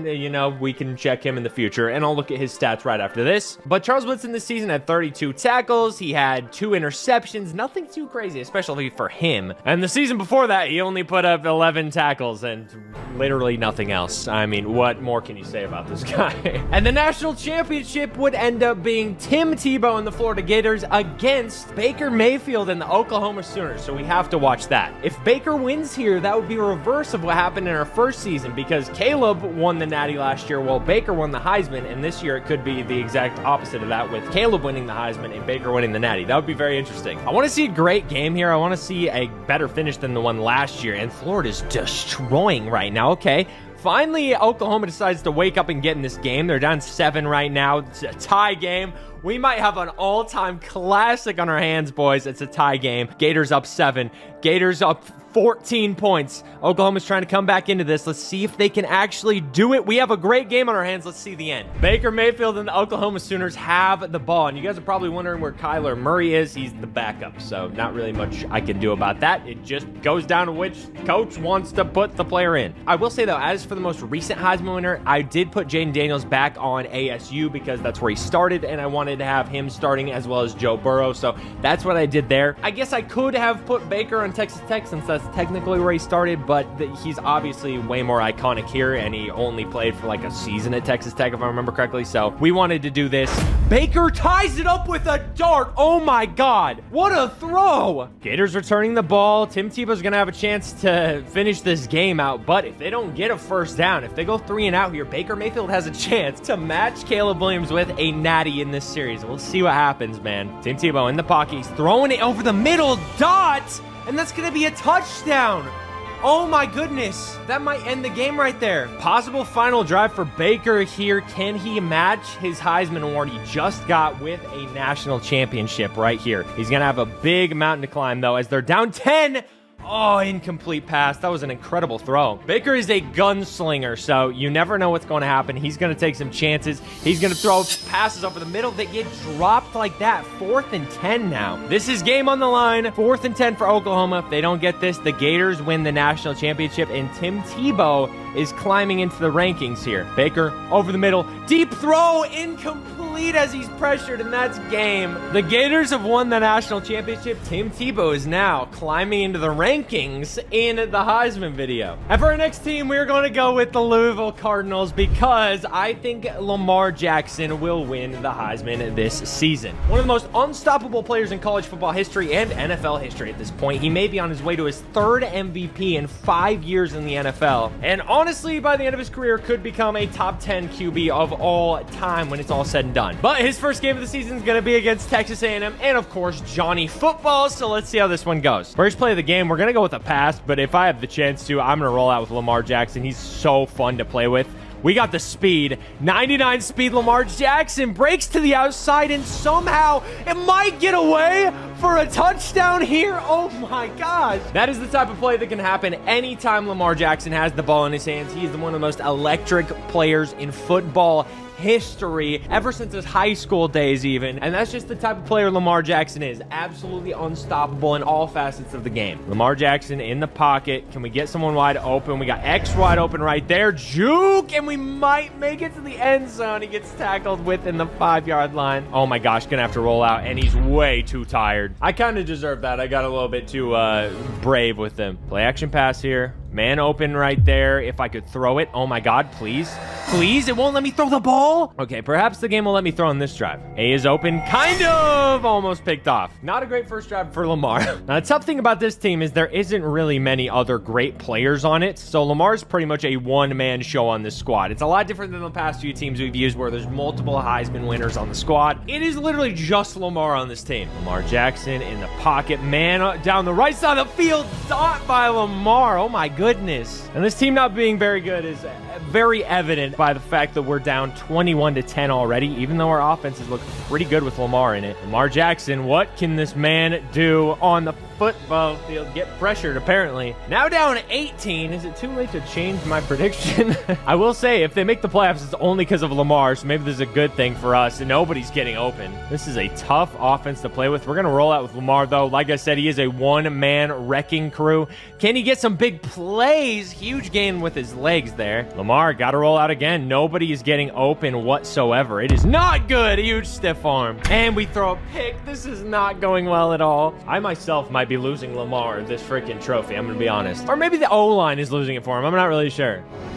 This is a massacre. I just need to leave this game before I ruin Lamar's chances of winning a Heisman. I've already done enough damage. And yeah, they got blown out by 23 points. Not a great start to this Heisman campaign for sure. But now we're going to simulate the rest of the season and just hope Lamar can put up some yards, touchdowns, and God knows what else to make this team win some games. And with a disappointing season overall in terms of wins, the Cardinals will only go 6-6 this year. Lamar would have a great season throwing for 3,700 yards, 38 touchdowns and 2 interceptions to go along with 727 yards and 7 touchdowns on the ground. But the leader of the nation in passing yards was Troy Smith with 4,252 yards, 46 touchdowns and 2 interceptions for Ohio State. RG3 also put up a good year with 3,900 yards and 46 touchdowns, as did Jameis Winston again with another 40 touchdown season, and Caleb Williams put up another 47 touchdowns in the air with 3,500 yards. Jaden Daniels finally showed up in the top rankings with 3,400 yards and 33 touchdowns, and Baker Mayfield had another great year with 3,400 yards and 43 touchdowns. Another guy that hasn't been talked about much in this series, though, so far has been Cam Newton. He had 3,300 yards and 30 touchdowns in the air. Rushing, Ricky Williams once again led the nation. He is turning incredible in this series. Definitely the best running back so far. And John David Crow put up 1,700 yards and 22 touchdowns as well. Tony Dorsett was another great Heisman running back this season with 1,360 yards and 7 touchdowns. And Rashaan Salaam put up 1,338 yards and 6 touchdowns. Herschel Walker put up another 1,160 yard season with 17 touchdowns. Doak Walker only had 503 yards and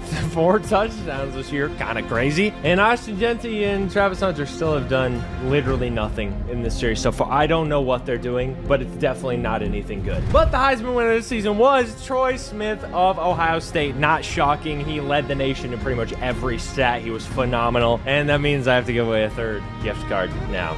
Fantastic, dude. Just fantastic. And the national championship game is going to be played between the Trojans with about 4 Heisman winners, mainly Caleb Williams, and the Oregon Ducks with Marcus Mariota. This should be insane. Caleb Williams is putting up a heck of a career so far. If he wins this, he's going to have 2 national championships and a Heisman win. I mean, he's the leader so far by far. Caleb against Mariota in the national championship. This should be very, very interesting. Caleb takes the lead right here. The Trojans are up 6 points right now. Up 3. Oregon's about to match them. Oh, USC is pulling away pretty hard right now. They're up 10. They're up 3 now. We might have a classic game on our hands, boys. Let's watch the end of this here. Oregon has the ball, 1st and 10. Marcus Mariota, obviously one of the best college QBs of all time, a Heisman winner, everything you could want from a QB. He's going to throw it deep. Oh my gosh. 2nd and long here, down 6. If they get a touchdown, they have a chance to take the lead in this game. He's throwing deep left. That's going to be inbounds. Marcus Mariota with only 259 yards and 2 touchdowns today with an interception. Not exactly a classic,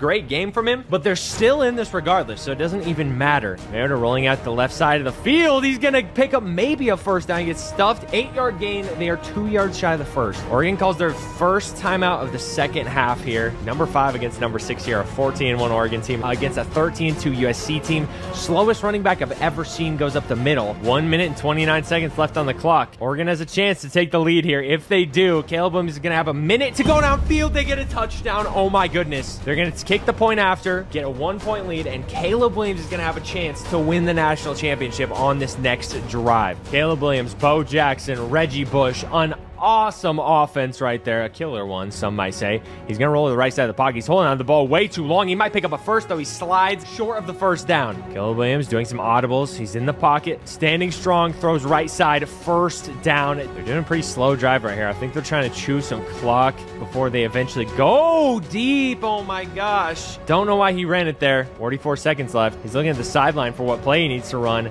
Caleb needs to throw the ball here. He throws it to Reggie Bush. He needs to break a tackle and get out of bounds. You got to get out of bounds, Reggie. There we go. Caleb Williams with 0 touchdowns and interception today. Neither QB is playing particularly great, but if they have clutch drives, it doesn't matter. Blitz coming in. It gets picked up by the O-line. First down. A huge one right there, and they're in field goal range. Caleb Williams dropping back in the pocket. Great protection. He's going to run, slide, timeout by USC. Interesting timeout there. They should have just snapped it and gone with the spike. I don't know why they didn't. 2nd and 3 right here. If they get tackled in bounds, this is not going to look good for them. Reggie Bush with the handoff. Why is he staying in bounds? 3rd and inches. They're going to have to spike it here and go for the field goal with 4th down here. This is interesting play calling. They're going to have to kick the field goal here. 11 seconds on the clock. They get iced. Oh my gosh, this is a crazy ending right here. Are they going to hit it?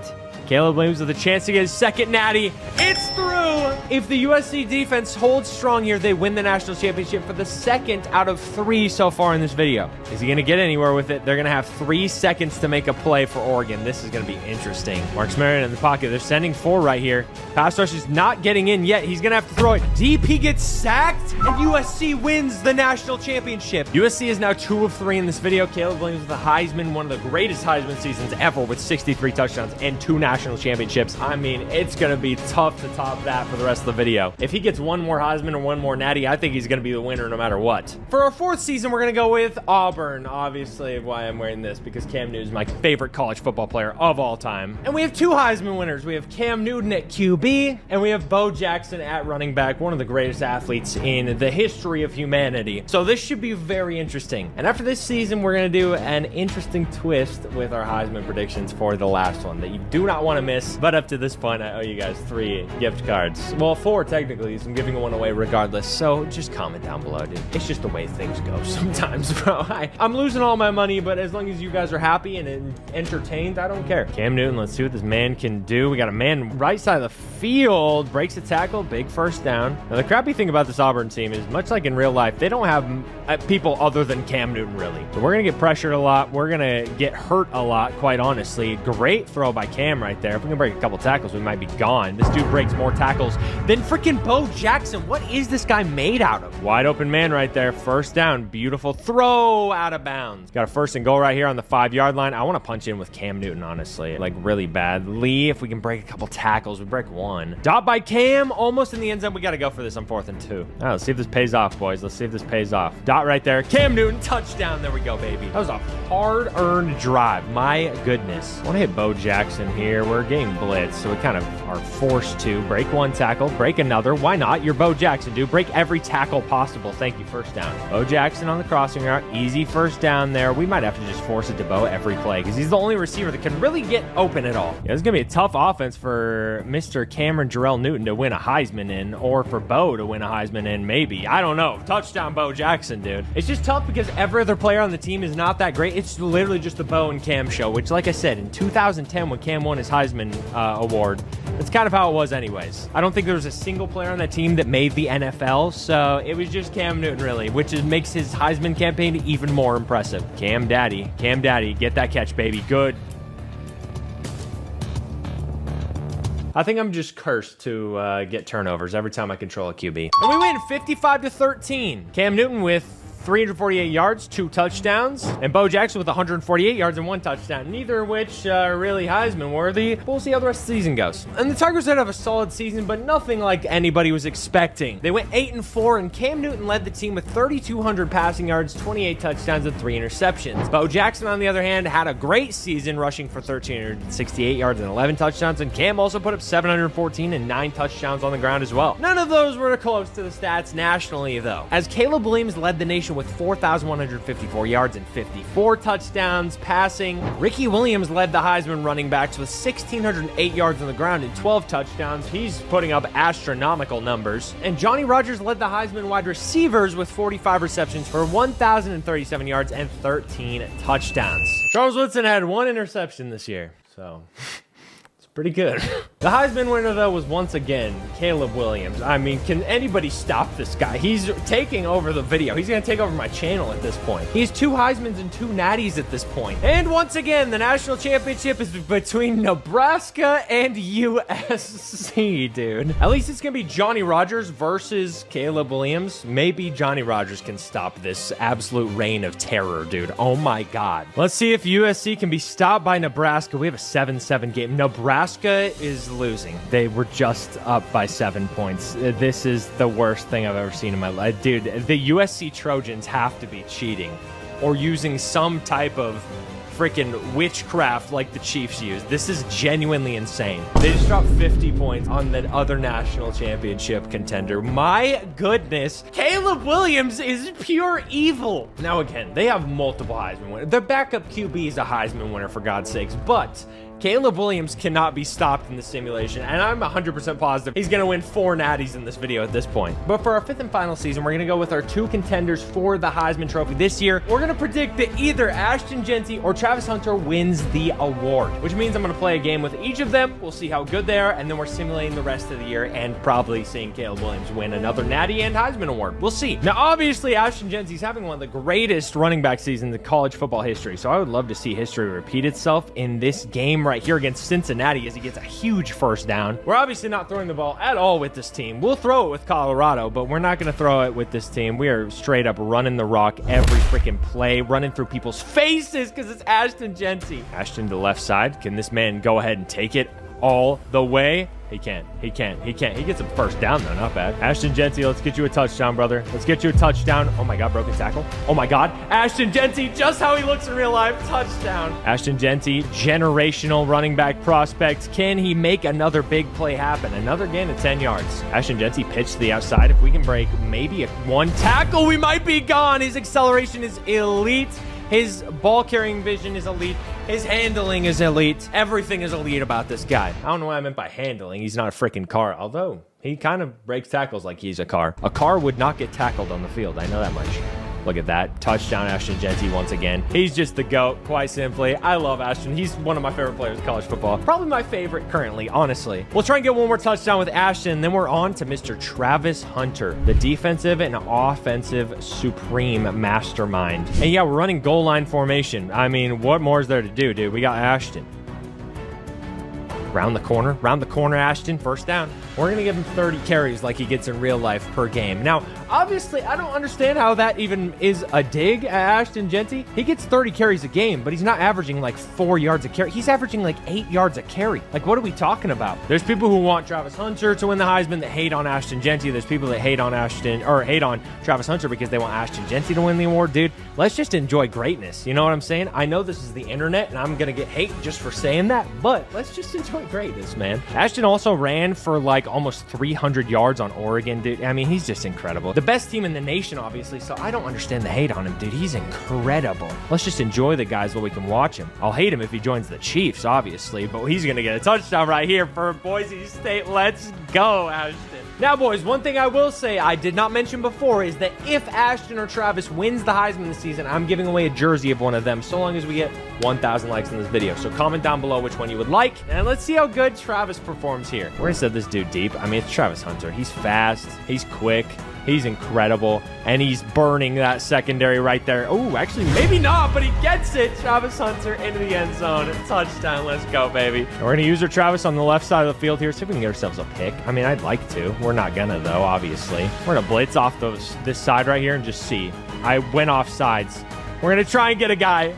I can't do this. I'm awful. I'm going to ruin his Heisman chances. Let's get one more touchdown for Mr. Travis here. I'm going to send it deep again, dude. I feel like he's going to torch that guy once again. I do not trust that guy's man coverage whatsoever. He's getting doubled. We're just going to lob it up. Never mind. I'm going to get smoked. Travis. Oh, my gosh. Toasted. Travis Hunter's going to get an easy touchdown right there. I don't even need to worry about it. I don't even need to look at the thing. He's in. Let's simulate the rest of the season. Colorado would end up having a solid season going 10-3, making the playoffs. But Travis Hunter would only account for 803 yards and 11 touchdowns on 39 receptions on offense. And on defense, he'd get 2 interceptions and 58 solo tackles. Ashton Jeanty, on the other hand, would rush for 1,700 yards and 17 touchdowns, leading the nation for the Heisman Trophy finalists, with Reggie Bush also getting 1,423 yards and 10 touchdowns, and Ricky Williams having another great season, rushing for 1,397 yards and 14 touchdowns. The passing leader this season was Tim Tebow with 3,918 yards and 52 touchdowns, and right behind him was Caleb Williams with 3,915 yards and 49 touchdowns. Charles Woodson would finish the year with 2 interceptions and 1 sack. Still not a great year for him. Johnny Rodgers this year would get 855 yards and 9 touchdowns. Tim Brown would get 724 yards and 12 touchdowns. Desmond Howard would get 836 yards and 10 touchdowns. And Devonta Smith would get 768 yards and 10 touchdowns. None of the Heisman wide receivers did very good at all, to be honest with you. And the Heisman winner this season was Tim Tebow. Shockingly, he barely beat out Caleb Williams, but he took down the Sith Lord Caleb Williams this year. And the national championship would be between Johnny Rodgers on Nebraska and Marcus Mariota on Oregon, as USC would lose in the first round to Ohio State, meaning we have a new Heisman winner this year and a new national champion, which I'm sure everybody's happy to see. Caleb was kind of going off. Let's see how the national championship goes. Nebraska's up 14-0 early. They're going to maybe take a 21-point lead. 21-0 right now for Nebraska. 28-0. Is Marcus Mariota not going to do anything here? Johnny Rodgers may get a national championship here, boys. 45-10. This game is completely over. A complete blowout. And Nebraska wins our last national championship of this video. But all in all, only one player stood above the rest when it came to the greatest Heisman Trophy winner of all time of this video, of course. With 2 Heisman trophies and 3 national championship victories, Caleb Williams would go down as the greatest Heisman Trophy winner of all time in our simulation. Although, huge shout out to Ricky Williams, who put up insane stats every single year and would go down as easily our best running back finalist. This means Cam Newton was the GOAT of the first few seasons. Cam Newton was the GOAT of the quarterback seasons as well. Jamar Chase was the GOAT of the wide receivers. Caleb Williams and Ricky Williams were the GOAT of the Heismans. But if you guys enjoyed this video, subscribe. This took obviously hours to make. And thank you so much for watching. If you watched this far, comment down below pickle and click right here if you enjoyed this video. It's another banger you guys will enjoy.